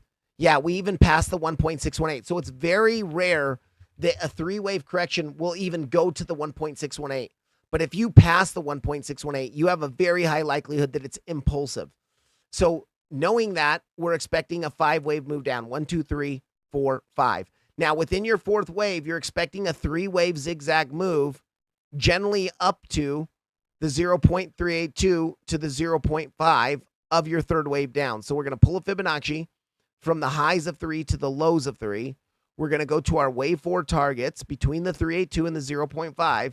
And I can already see here that 0.5 looks really nice because we have some internal liquidity of this internal high resting at that 0.5. Now let's zoom in on the 4-hour and let's look at,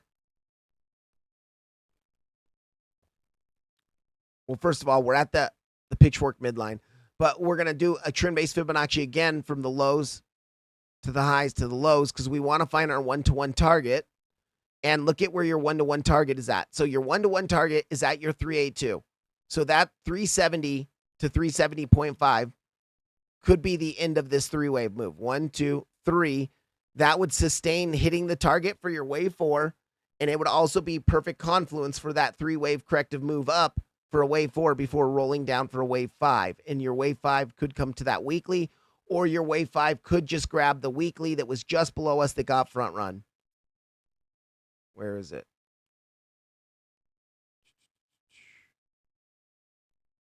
We have a weekly that was just below us that got front run. This guy right here. So you could see the 1, 2, 3, 4, 5 just grabbing that liquidity into the weekly, or you could see your 5 come all the way down to this weekly, which would grab all of these liquidity here. I mean, that would actually be preferable. So for me, I do got to say locally, yeah, I expect more upside here, pushing up between 370 and then look at where your 380, your 0.5 is. Your 1.236, your swing failure pattern, your internal swing failure pattern, and your 0.5 are up in this area. Did we have a naked daily up there as well? Yeah, and your naked daily point of controls up there.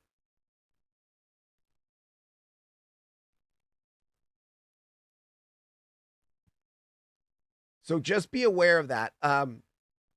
I do think that Tau might have some more downside. Overall, locally pushing up still, but overall larger time frames, one more leg down. And so let's go zoom out back onto the daily time frame. I'm just going to get rid of some of this stuff now.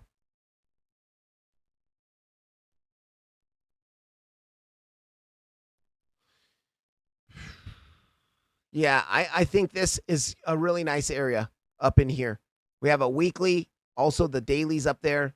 Weekly, daily, naked daily point of control, 786. Very nice confluence of resistance up there. But before we get up there, we are probably going to change, making one more low into here, seeing that impulse down.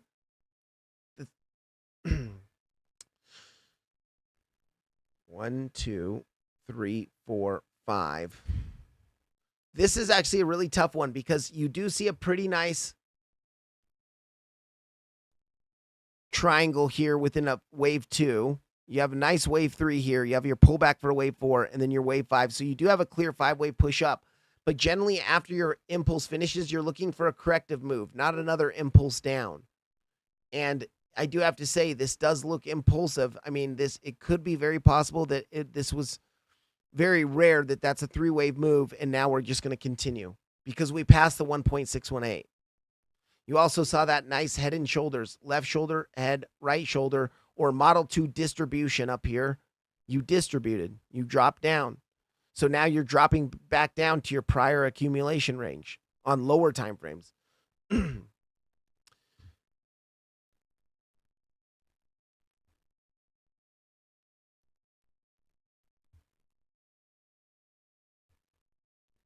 Let's go in and look at the volume here. Yeah, and here's the bad part, guys. telltale sign of a corrective move is when you see volume decreasing as you're making that move up. Low volume move push to the upside generally means it's probably corrective dead cat bounce before continuing. So now you can pull that channel, and oftentimes you will kind of chop within this channel. And the top, yeah, that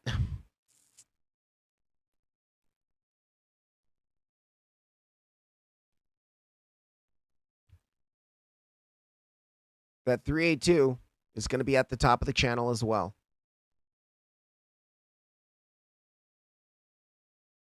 So be aware of that.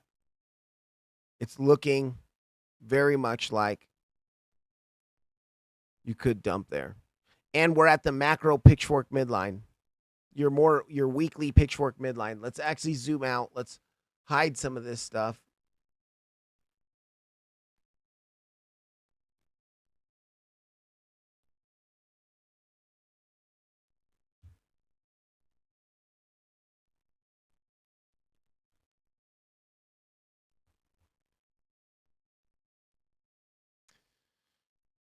So you can see here on the 2-day chart, broke above the band, back tested the band, pushed up, chopped around the midline for a bit.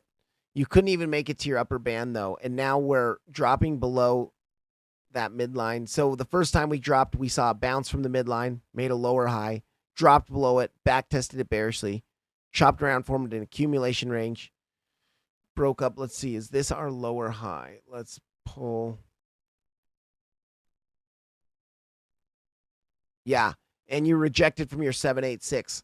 Now, we could even look at the bigger corrective trend, kind of like we did on SUI. So you have your high, then you have your lower high, and now we're going to pull it down to those range lows. Actually, I would pull it to this first low here. And we're chopping around. So we're at the midline. We're at the big pitchfork midline. It doesn't look, it looks like we could get more correction on this thing overall before seeing something bigger.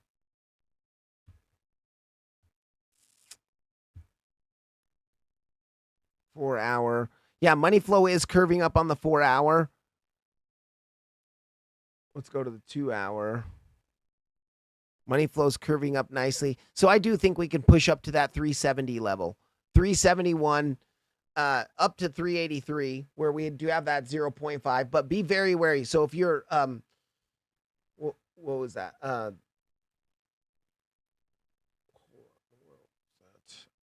forget. If you're looking at trading this, I would just set alerts. You know, pull that Fibonacci retracement from the lows of from the highs of 3 to the lows of 3. Go to your wave 4 targets, which is between the 0.32 and the 0.5. I would put this on the chart, and I would set an alert. Come up here near that 382, set an alert. You know, possible short. You could set an alert at the 0.5, and then just wait. And, you know, but we do have a high likelihood of continuing up to that level. We are at local resistance right now. Local meaning like regionally local, but it's a very high time frame resistance, being the midline. And your channel, your descending channel midline's pretty much right there too. I just want to check one thing. Let me take this channel and pull it to this bottom.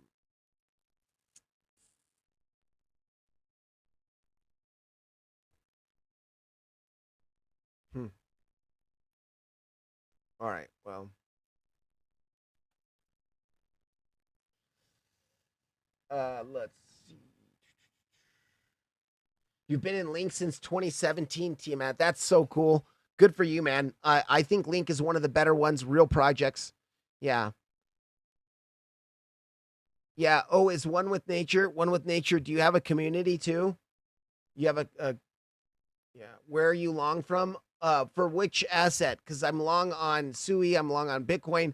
On Bitcoin, I'm long from 112, 742.7, I believe it was. So I longed right here. If we look at the 2-hour chart, right here, right down in this area, at the back test of the 786 in the bottom of the pitchfork band. Let me see here. Let me come in on bye-bye.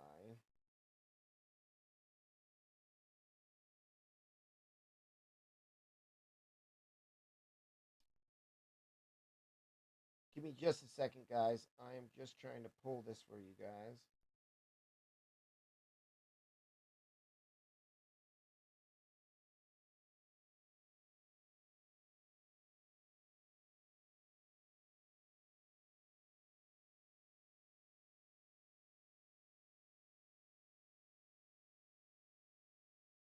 Okay, there we go. I will post it in the Telegram group.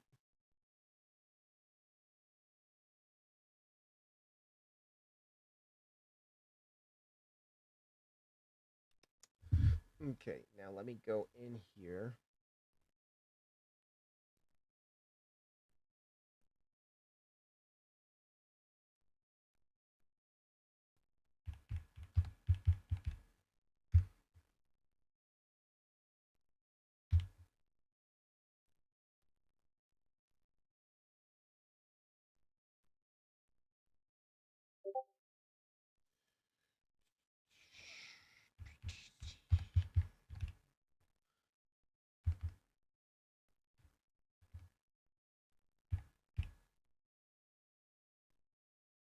Okay.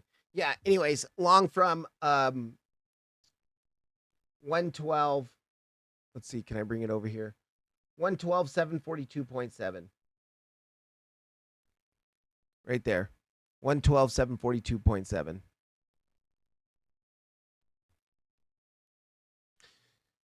Bitcoin is backtesting that channel breakout right now. It's going to be important because if we reject from this anchored VWAP and fall back inside of this channel, it could be a bad sign. Looks like we're trying to hold it here. If we break back in the channel, well, I already took profit at 116.8, so I'm not going to take more, but. Oh, what's up, Carvella? Good to see you in here, man. Good to see you in here. Smash the like button. Okay, Aave real quick. We'll go through Aave. And what's up, Mark Dutch? Good to see you in here as well. Thank you for joining. Aave, I believe, was Binance the one we checked out last time? Yeah, looks like it.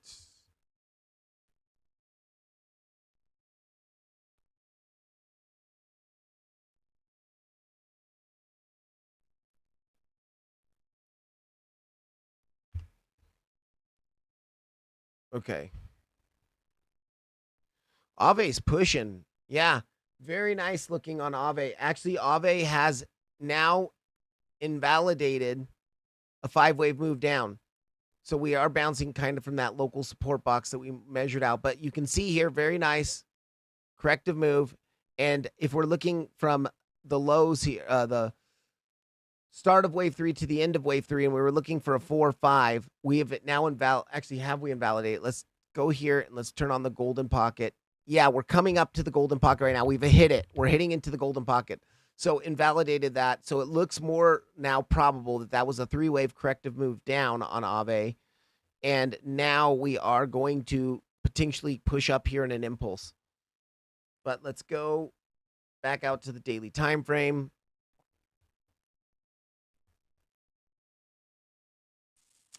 So you had your accumulation down here, your expansion. We had a nice correction to the pitchfork midline. We have not made it to the top of the pitchfork yet. What does that tell me? I think we are going to push up to the top of that pitchfork.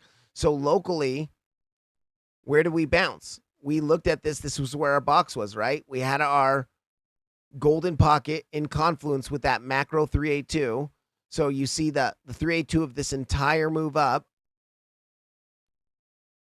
And if you look at your local golden pocket, more local golden pocket, general area, that's why we had a box in this general area, and we are bouncing from your macro 382 and your golden pocket area, starting to push up very nicely here. Now, on the daily time frame, we have a clear range. We have a clear range that is forming in here. So let's pull that. Didn't quite make it down to the value area low, but we're breaking above the POC and maintaining and really pushing now. So I think that this thing, let's pull now the golden pocket from the highs of the range to the lows that we made.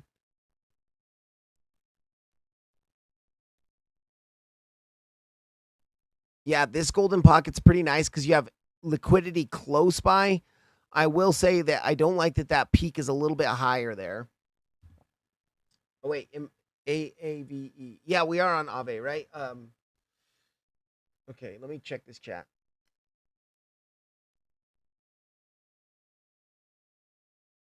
Trump is speaking.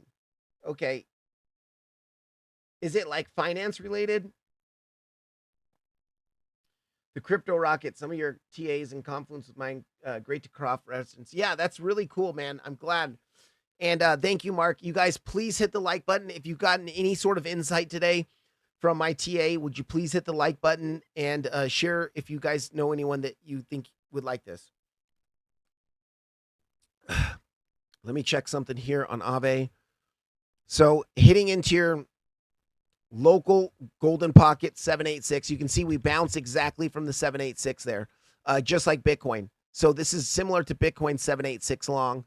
Bounce from the 786, and now we're starting to push up. And really, what I don't like what we're seeing here is, yes, volume is increasing, but we want to start to see this sucker spike. We want to see some volume spike in here coming up soon. And if we pull this trend-based Fibonacci from the lows to the highs of 1 to the lows of 2, we are in our 1-to-1 correction target. So if this is going to be a 3-wave corrective move, this is the area where we could reject. But let's turn on that 1.618, and the 1.618 is the value area high of our daily range. So what we could be looking at is a 1, 2, 3 coming up here, rejecting, seeing a bit of a 4, a retrace, and then a 5 pushing up to your golden pocket, being just the start of a bigger 1, 2, 3, 4, 5 impulse. I think that Aave looks pretty bullish right now. Breaking market structure, breaking some internal key lower highs. And let's just, yeah, I mean, that is the area to pull it from.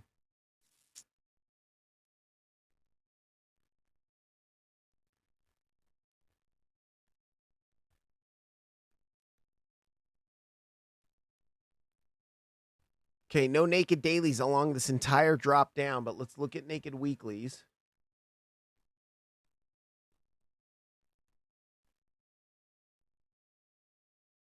Wow, no naked weeklies even. And we did just close a new month. It's August now, so let's check out our naked monthlies real quick.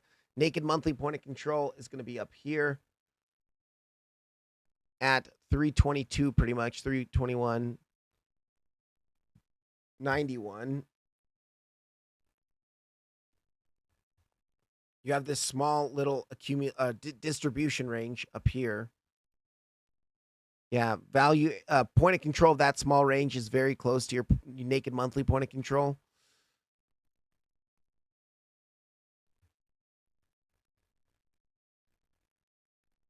You have a weekly up there.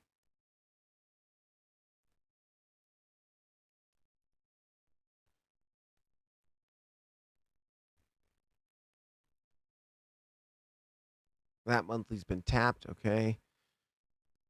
Okay. Daily. Okay, so this is important too. You can see we have a fresh daily level right where that golden pocket is. So that is going to be a resistance up in this area. Daily golden pocket 304, really 305-ish area.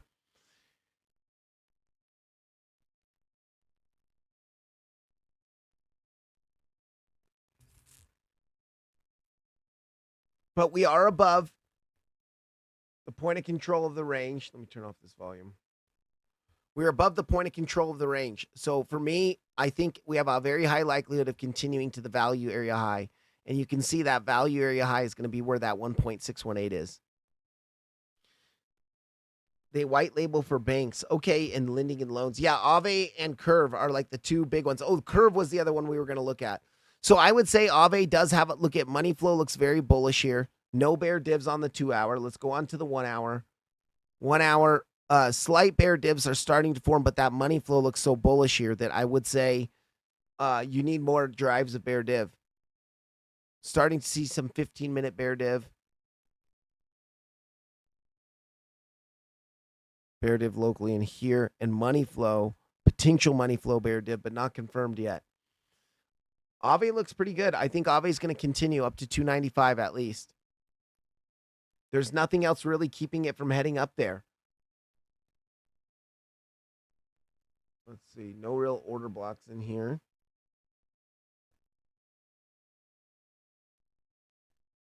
And overall, I would expect Aave to really break out of this volume profile and continue pushing up to the top of the pitchfork around 371.5, depending on time, 372, 371.5, up in this general area.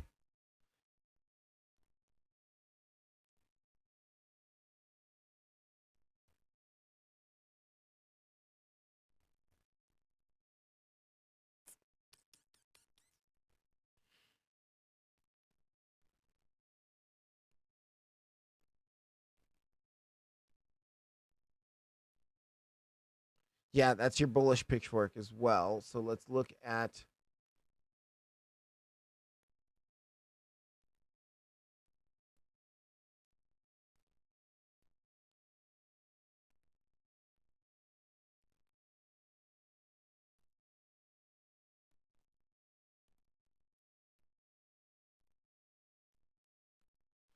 Yeah, that golden pocket daily level is definitely the level you're going to want to be watching, because look at, or depending on how quick we move up there. But if you do reject, let's say we have like this 5-wave impulse here, 3 rejecting from our value area high, 4, a 5 reject from this golden pocket in this daily, then you're going to see a 3-wave corrective move down to your golden pocket, and then another 5-wave impulse. That weekly naked weekly point of control is going to be in alignment with that pitchfork midline of the bullish pitchfork. So that area is another key resistance area.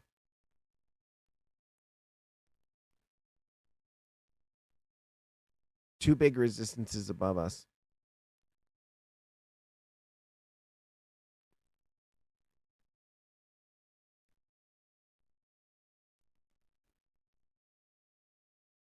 Below us, that weekly below us at the bottom of the pitchfork band, you can see we bounced from the pitchfork band, came up to the midline, saw a small rejection, but we're able to get back above it, saw a failed auction above it, dropped back tested it, came back down. Did we grab those local liquidities, the internal lows? Yeah, we grabbed the liquidity of the internal lows. So you see that internal liquidity grab. Now we're pushing. I expect higher.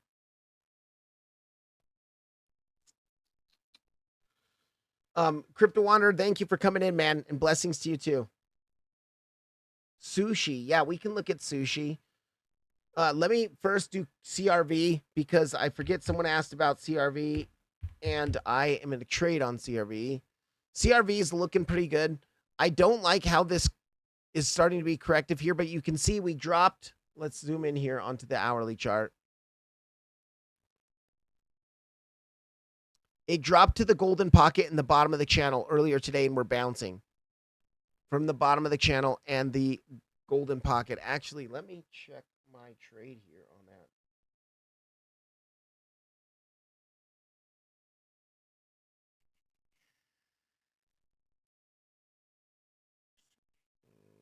Okay, there, and then here.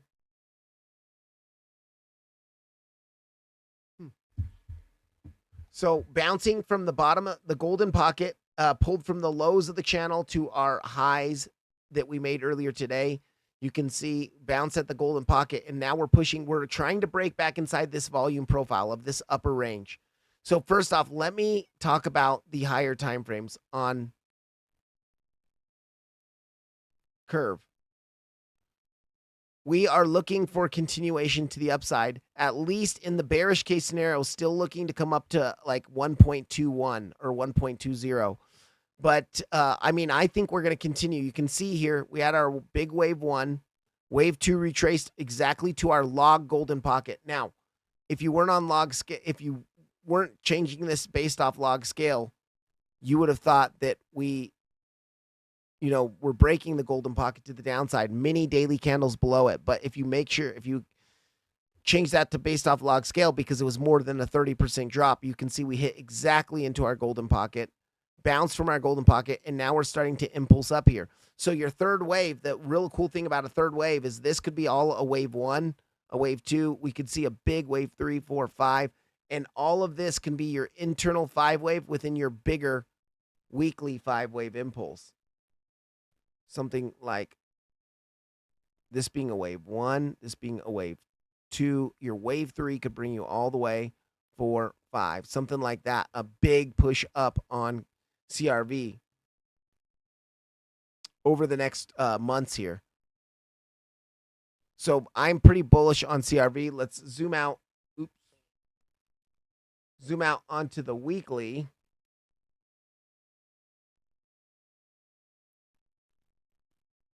Money flow curving to the upside. You can see here we had some weekly bull divs. Money flow curving up here, just crossing into the green on the weekly. So very nice there. Now, weekly bear divs on NAMI. Not looking too good there. Higher highs through this and lower highs through that.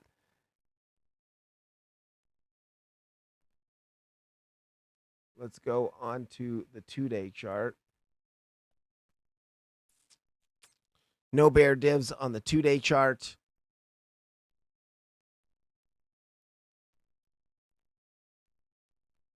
Daily, we did just bottom, green dot, money flow curving to the upside. NAMI has money flow just crossing into the green here.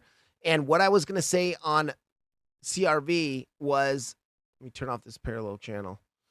We broke out of our macro volume profile. So you can see this is the value area high where we rejected last time. This time we broke through it with a volume imbalance candle. We pushed up. We had a naked monthly point of control at 112.5. That's where we rejected. We just wicked barely past it, but at 112.5, right up here, we had a naked monthly point of control. We rejected it. After rejecting, we saw the bullish backtest of our macro value area high, and it was also our 382 of this move up. So the 382 often acts as support in a strong trend. If it's a bullish trend, it acts as resistance in a strong bearish trend. And yeah, I do think now that, so we're bouncing from here, but we are forming a range in here, and this range is an important range right here. So we're either going to create a range, like a head and shoulders type pattern where we reject from this local golden pocket and create that topping head and shoulders pattern and fall back inside your volume profile and probably see a big drop. You know, we have a daily order block in here that looks really nice. That daily order block, there's the bottom of the daily order block at 61 cents. And let's pull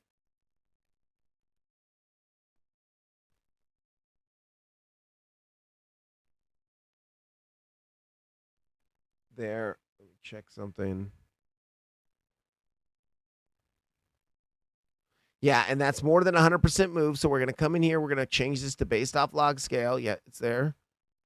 Okay, and let's turn on that 786. Dang, I don't like where that golden pocket's coming in. There. This daily looks a little bit better than that golden pocket. Now this should be gone.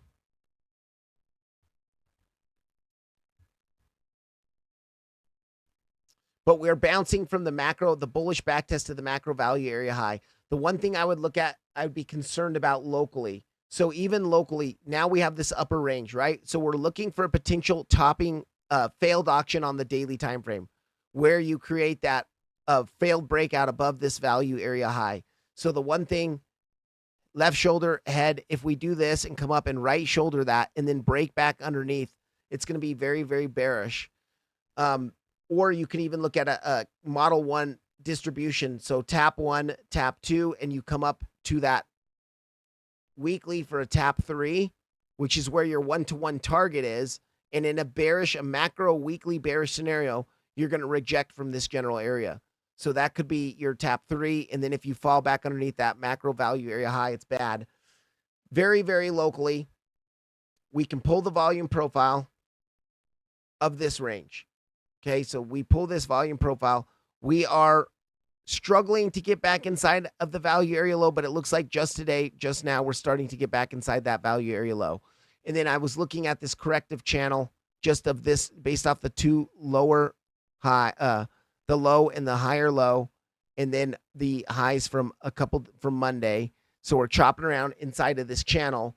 You can see that the top of the channel is going to be where the POC is at. And then if we pull a Fibonacci here, that golden pocket And let me make sure that's just not log scale. Yeah, golden pocket is going to be there. So locally, first local resistance is 98.69. Top of the channel, point of control of your daily range or your 4-hour range. It's about, what is that, 3 weeks long, 3 or 4 weeks long. And the, POC golden pocket.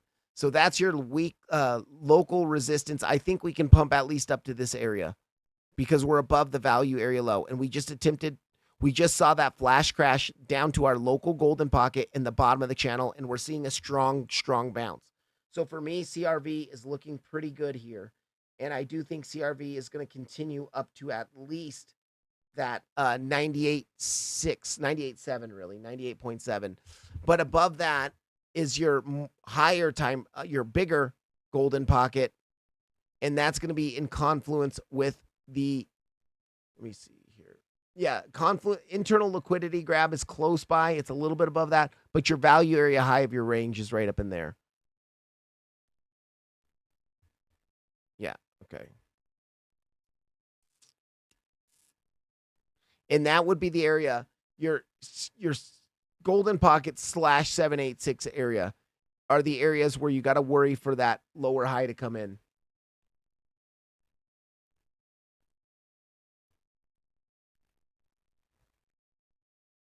Let's check out, okay, naked weekly point of control. Dang, I don't like how that's in the middle of nowhere.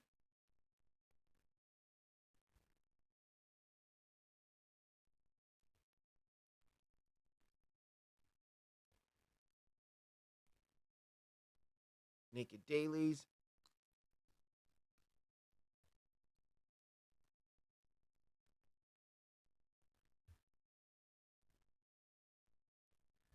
So we do have a naked daily right before our box of resistance. Yeah, I mean, you should pay attention to it, but I would like to wick past it to hit this box. Overall, I think we can make it up to 98 to 98.7.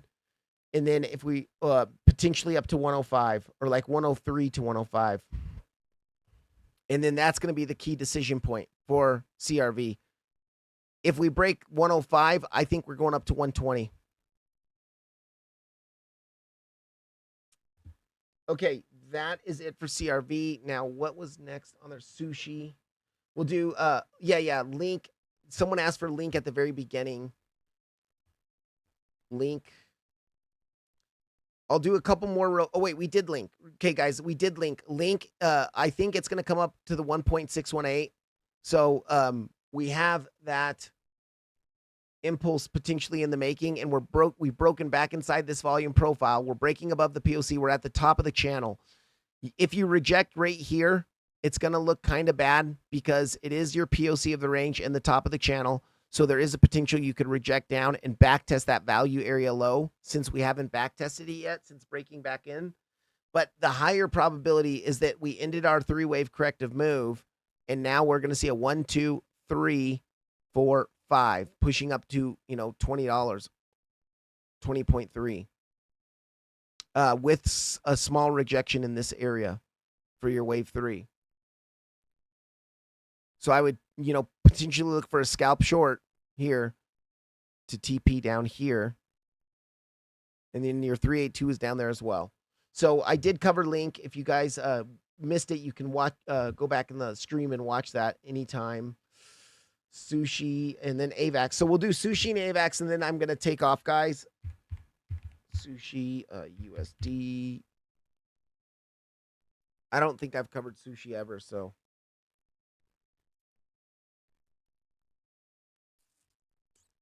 Well, sushi looks like you got an accumulation down here, kind of a bottoming. Let me see if there's a better chart.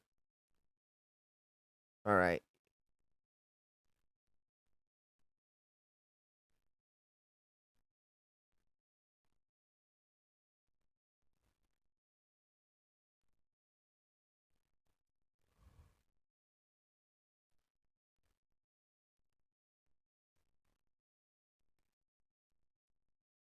Yeah, it's definitely forming an accumulation range down here. So this is pure accumulation. Specifically after this low. Like this is nice little accumulation range forming in here. Question is, because you see this dump was pretty aggressive, we did not take these lows. And the concern is that this is a 3-wave corrective move to make a lower high before coming down and actually taking out the lows. You want to see those lows, the liquidity be grabbed. Weekly time frame topping out here. Money flow doesn't look the worst. It's coming up, it's crossing into the green. First, before we leave this,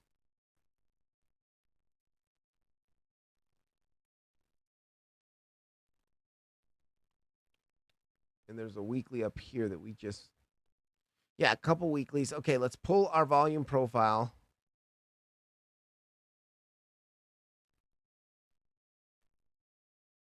Okay, and then I just want to check it from here.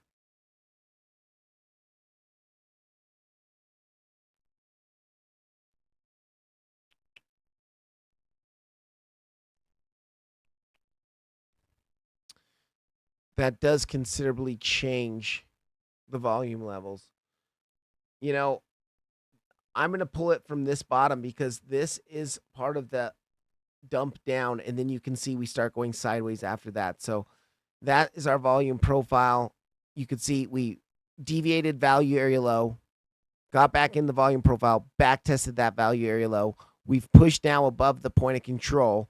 So we do have a high likelihood of continuing up to the value area high, or potentially even that monthly up there locally, more locally.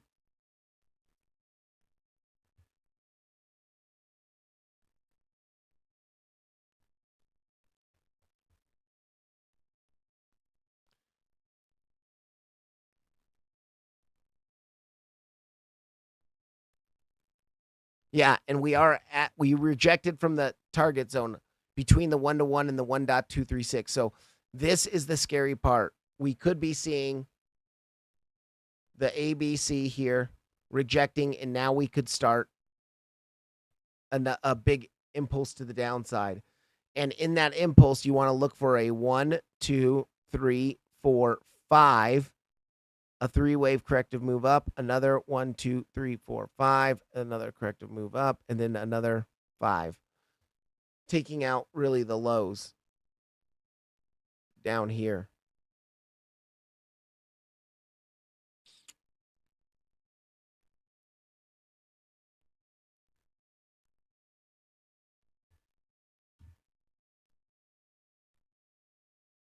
Okay, yeah, we didn't take out those lows. We front ran them here. I mean, not good to see that. Because you can see here, when we came down to this low, we took out the liquidity, and then we saw a very nice push up. Very nice push up. We didn't take the liquidity here.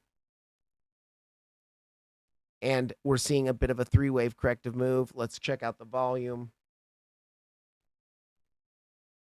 Okay, guess what happens with corrections, guys? Volume's decreasing as the correction is forming, and then you get that big spike in volume at the very end.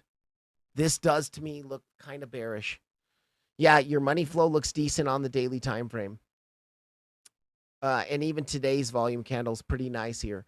But this, I just have to say, I don't like the way this looks, and I think that we could even come down to 44 cents to grab that liquidity.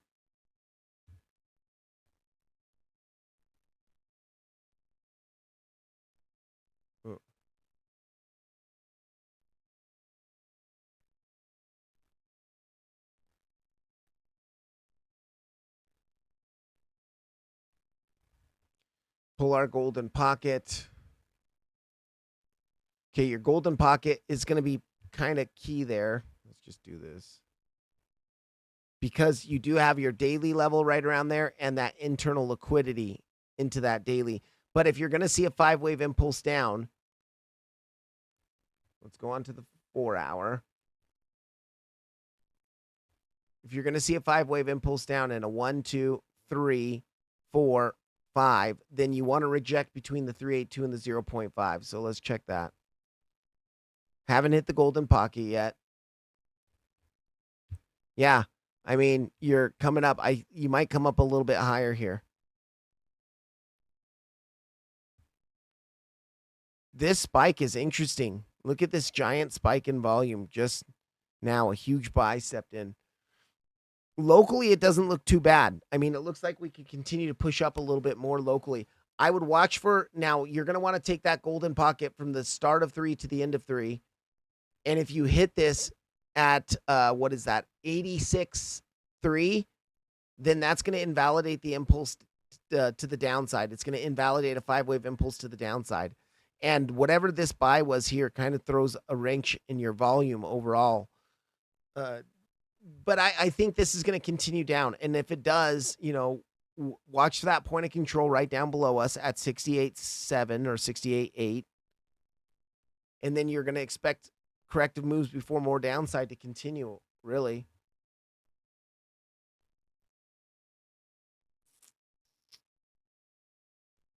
Oh, it just does not look good to me.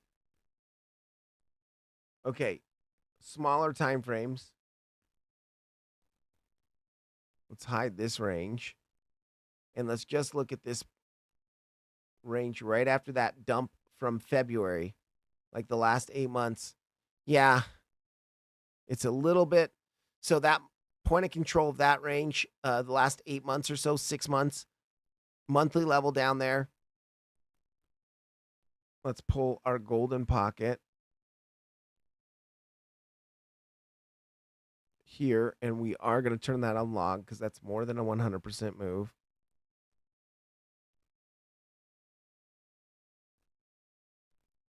Yeah, I like that 786 monthly and point of control. That's a nice area of support to start looking for at least a potential like long opportunity. Now, I wouldn't say a swing long there, because if we confirm the rejection up here, which we kind of already have confirmed it, then you can see that 5-wave impulse, 1, 2, 3, 4, 5, hitting into the POC that was below us. Turn on that big POC. Yeah, your big POC is right around your golden pocket. So that could be a 5, then look for a 3-wave move up, and then another one, 5-wave. I would look for some sort of bounce in this area.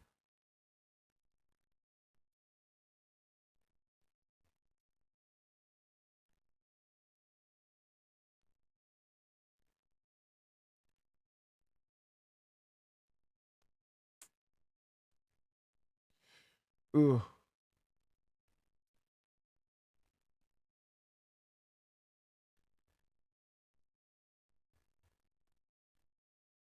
Okay, let me just hide a few things.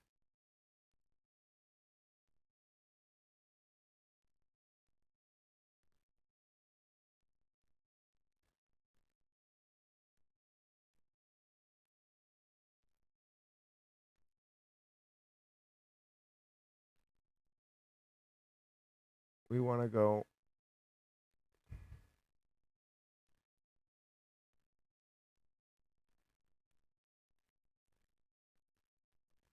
Yeah, so guys, we rejected from the upper band. This is a smaller time frame pitchfork of just the daily correction that we're seeing. Rejected from the upper band, perfect. Bounce from the midline. We lost the midline, back tested the midline. We're dropped to the lower band, and we're forming that range in the lower band that often occurs. But watch out for this, because I do think we could wick up to that 0.5 and then drop to the bottom and continue dropping. Yeah, the point of control is at the bottom of the pitchfork. 68.8. Okay, AVAX. Guys, we'll do AVAX, and then I got to take off. I will be live tomorrow as well. So if you guys didn't get your coin today, just come in tomorrow. We'll look at the coin tomorrow. AVAX is pretty easy, guys. We dropped down. We saw a small deviation of the pitchfork midline, but you can see we got back above it, back tested it, which it was in confluence with our local golden pocket, and now we're pushing up to break those highs, those local internal highs. We're coming up to them right now. But I do think that AVAX is going to continue higher. I had a long on this golden pocket, or I had an alert, not an long, an alert on the golden pocket, and I didn't take the long. I didn't take it. So, but you can see that's exactly where it was. So that golden pocket pulled from the low. to this high. We came down to our golden pocket. We're bouncing, and now we might continue to push up here.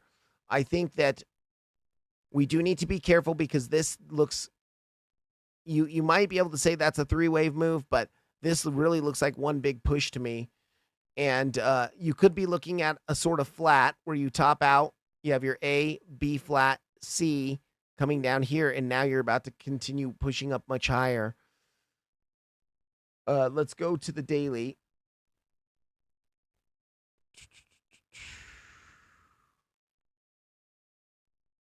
Yeah, I mean, we got the dots, we got the money flow coming up, and momentum waves bottomed out. 2 days about to roll over here. I think that it could continue pushing up.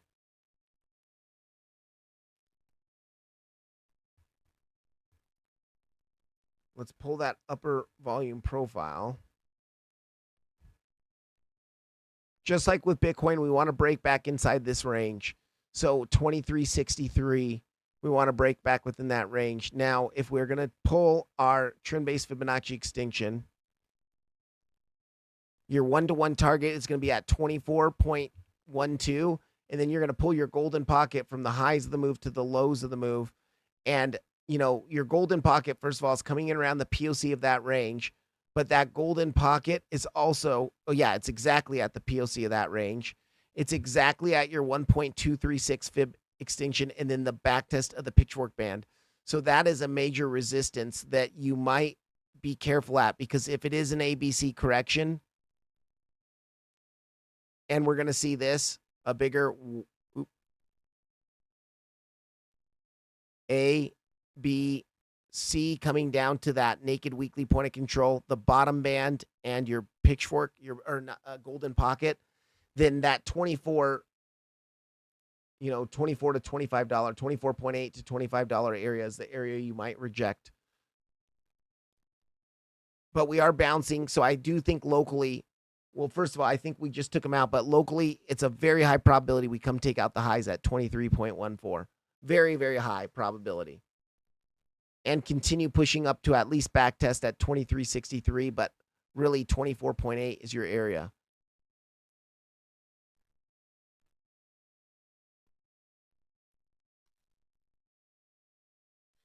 Cancel your Tinder date.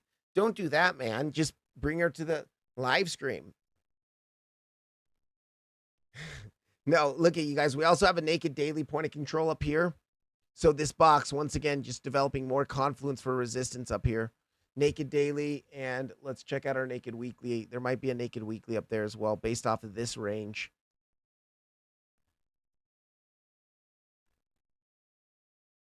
No, but we do have a naked weekly just above us. So be careful. Very, very, very locally. And this could be just a small pullback for today. But we have the naked weekly at 23.3. So watch for the SFP of the highs from Monday into your naked weekly. And if you get that SFP, you might drop back down a little bit to your local golden pocket before continuing the push up here. Because within, if this is an ABC, an A, B, C, within your C wave, you're still looking for 5 waves. 1, 2, 3, 4, 5, up to maybe 25.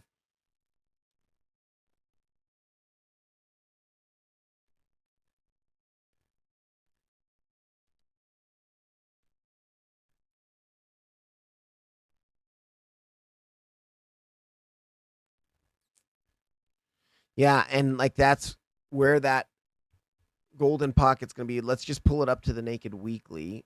Let's say we do reject from that naked weekly. Yeah, I mean, that's going to be your general area of support down here. Overall, I would say AVAX is looking bullish, and we have a very high probability of continuing up to really 23.6, but I would say the big area is that 24.8 to $25. And depending on what happens here, it's either going to be, I do expect some sort of reaction. Even if it's going to be an ABC, we'll probably get some sort of reaction here, a little bit of a retrace, but we want to break back in really, you know, the value area high of this range is going to be at the top of the pitchfork band. So it would be better to break up there. Let's actually look at where our 1.618 is. Yeah, it's at the top. So if you're doing a wave, if you're impulsing, this makes it pretty simple, guys. If we're looking at this potential move up as an impulse, you're going to want to break through this resistance and see this, a 1, 2, 3 coming up to the value area high of the range and the top of the pitchfork band, and then see a rejection in a 4, maybe to back test that area, the point of control, the bottom of the band, and your naked daily as support, and then see that 5 continue pushing up, probably to take out your highs. If it's a bearish scenario, then you're going to want to see rejection from this general area and the loss of the local golden pocket. So you want to pull a golden pocket from the lows to wherever we reject. I'm just going to put it here, and you're going to want to lose that golden pocket.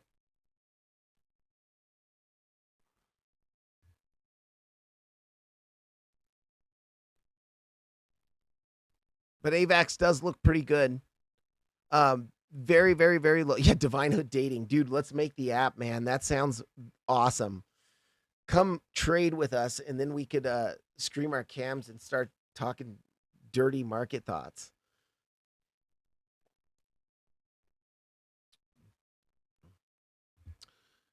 Big Divines let go. What's up, Diamond Palm? It's good to see you, man. Bitcoin dominance is coming to some support. Let's check Bitcoin real quick here, and then let's check. Yeah, guys, dang it. This is not good to see. Rejecting from the anchored VWAP and starting to fall back inside the channel. Man, we 1 hour bear divs confirmed.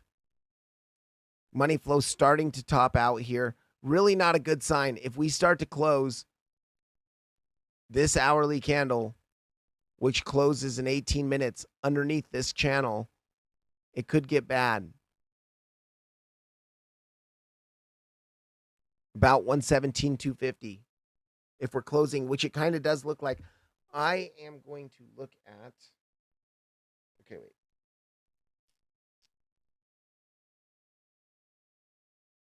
We might see some alts run against Bitcoin if we're going to. Let's check dominance.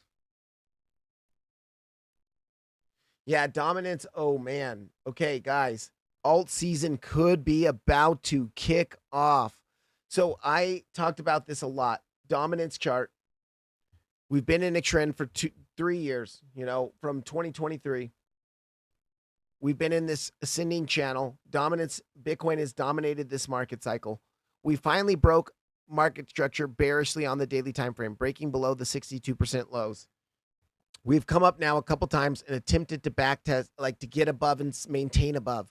You can see we had one daily candle close above, but the very next day we had a bearish engulfing candle. So a bad sign. And this does look like something you see at the bottom of these channels, where if it's a high time frame, long-term channel that's been your trend for a long time, you'll bounce from the bottom of the channel, make a 3-wave corrective trend, and then you lose it. So be very careful, guys. Be very excited, because alts could be about to pop off like crazy. If we close the daily candle underneath that, boy, oh boy, is this going to get exciting. Let's pull our golden pocket from the lows to the highs of this 3-wave corrective move. We're at the golden pocket right now, guys. If we lose this, let's look at our 786 as well, because there's that internal. No, yeah, if we lose this golden pocket, alt season could be among us a bit here. And this thing could drop drastically quick. Daily money flow into the red, bleeding harshly. 3-wave corrective move after seeing a big drop down. 3-wave corrective move up. Do we see now another impulse to the downside? To me, it looks like it could happen. Dang, okay. Guys, be ready on these alts. If we do get a couple weeks of an alt season, even a month or 6 weeks, this is going to be the time where we can make like the big profits on altcoins. Altcoins really could go. So let's, over the next 6 weeks, if this starts to confirm, we'll be paying attention to altcoins a lot more, and we will have some good potential swing long opportunities on altcoins that would, some of them might only last a couple weeks, but those couple weeks could give us hundreds of % of profit, where we could really, really do well. I'm going to ask her about her naked POC. Oh my God, Mark Dux, that's so great. Yes.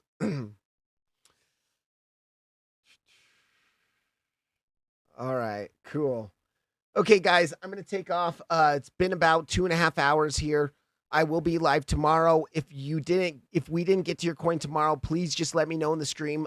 You guys, I didn't get to the coin today. I'll do it tomorrow. I didn't get to the coin yesterday in the live stream. Can you please do it today? And I will. Oh, you know what, Kenny? I'm sorry. I saw you asked about XPR at the very beginning. XPR USDT. I think we were doing MEXC. KuCoin. It was KuCoin. Yeah. Okay. Kenny, we're real quick. I'm going to go over this real quickly.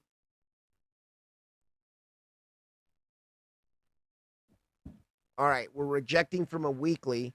We broke out of this descending channel. So that's a good sign. Look at nice corrective descending channel. Nice break out of it. We can get rid of the channel now. And we flipped the pitchfork band to support. And now we're breaking not only above the value area high of your range. You see, this is your sideways range that goes, back to January. So for 7-8 months, we're breaking out of the value area high of that range in your corrective channel so this is a really actually bullish breakout. You are consolidating for weeks here, not for weeks. Yeah, for a couple weeks at the value area high of your macro range. Now you're breaking it with volume to the upside. You're breaking above your key resistance being that golden pocket and that liquidity grab. So we did not get the confirmed SFP here. Remember, we said we only take the trade if you get the confirmed SFP into the golden pocket. Well, no SFP means no trade. We've broken that golden pocket now. We're maintaining above that golden pocket. We are at the weekly level, and yes, we could see a small pullback from this weekly, but I really expect us, and this even looks bullish here. XPR, this looks like a triangle that's forming around the weekly. I think that you could see this thing break up to the midline. Look at this sort of triangle that's forming in here, this symmetrical triangle. And this has a high probability of continuing the breakup up to your pitchfork midline 0075.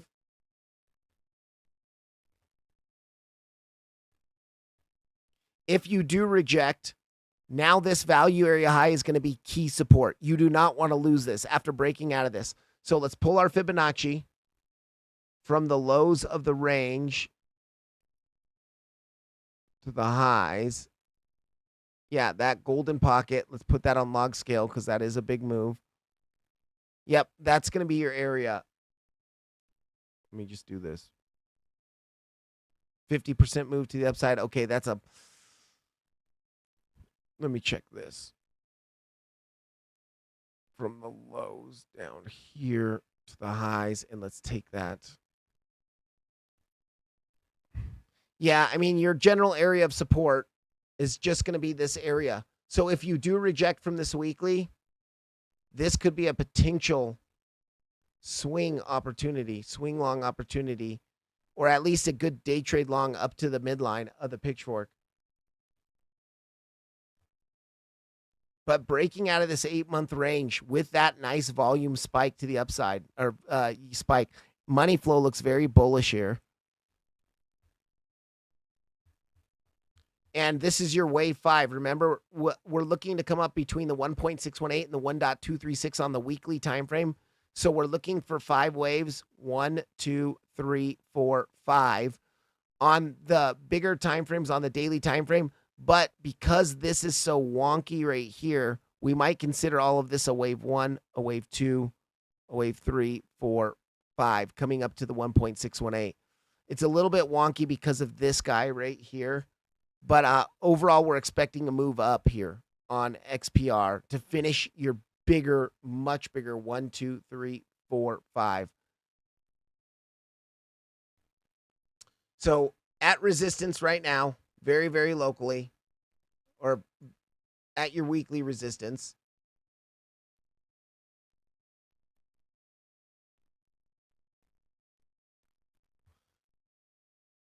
I would look, yeah, and look at the SFP of this high. I don't know if this is the all-time high, but the SFP of the high here is into your pitchfork midline. So watch that. Of course, with some chop, it's going to take some chop and some time. You could see a little bit of a rejection from this weekly. It is forming a triangle. Watch for the fake out of the triangle. If you break down to this value area high, to this box between 0052 and 00508, could be a good long. But thank you guys so much for joining. Kinney, I'll cover the other one tomorrow. Okay, metal. Cheers to you all. Thank you so much. Oh, is XRP exploding? Wow, nice. Right up into our resistance. Let's see. Now, guys, we did not get the SFP into the POC. So remember, no SFP means no trade. Breaking above the daily, which we saw that this daily was here, but we were actually looking to come up to this resistance. We are hitting this resistance. We have not quite hit the golden pocket yet. So we're finding resistance at the value area high. But honestly, with the way Bitcoin dominance is breaking down, a lot of these look like they're going to be impulses, not corrective moves. 1, 2, 3, 4, 5. So watch even for potentially a breakout above this golden pocket all the way up to that weekly at 345. But like I'm liking what I'm seeing here for a lot of these coins. And it looks like dominance. God, this is going to be exciting over the next few weeks, guys. This is where we really can get some good opportunities. So join us tomorrow. Join me tomorrow. We'll go over some of the coins. ICP at really good support. CRV, really good. Like there's a lot of good opportunities to make some really good profits on not only spot, but like really good profits here on some of the altcoins. So with this Bitcoin dominance breaking down, guys, if we close our daily candle today below this golden pocket, below 61.2%, we could see this bigger breakdown of this descending or ascending channel. We could see this bigger breakdown, and we could see alt season really start to rocket, really start to kick off here. So exciting times, exciting opportunities. Remember, this last phase of the bull market is where things tend to go parabolic and see their blow off tops. And that's going to be really exciting if we can catch even part of those trades, part of that volatility. So thank you guys for joining. Hit the like button.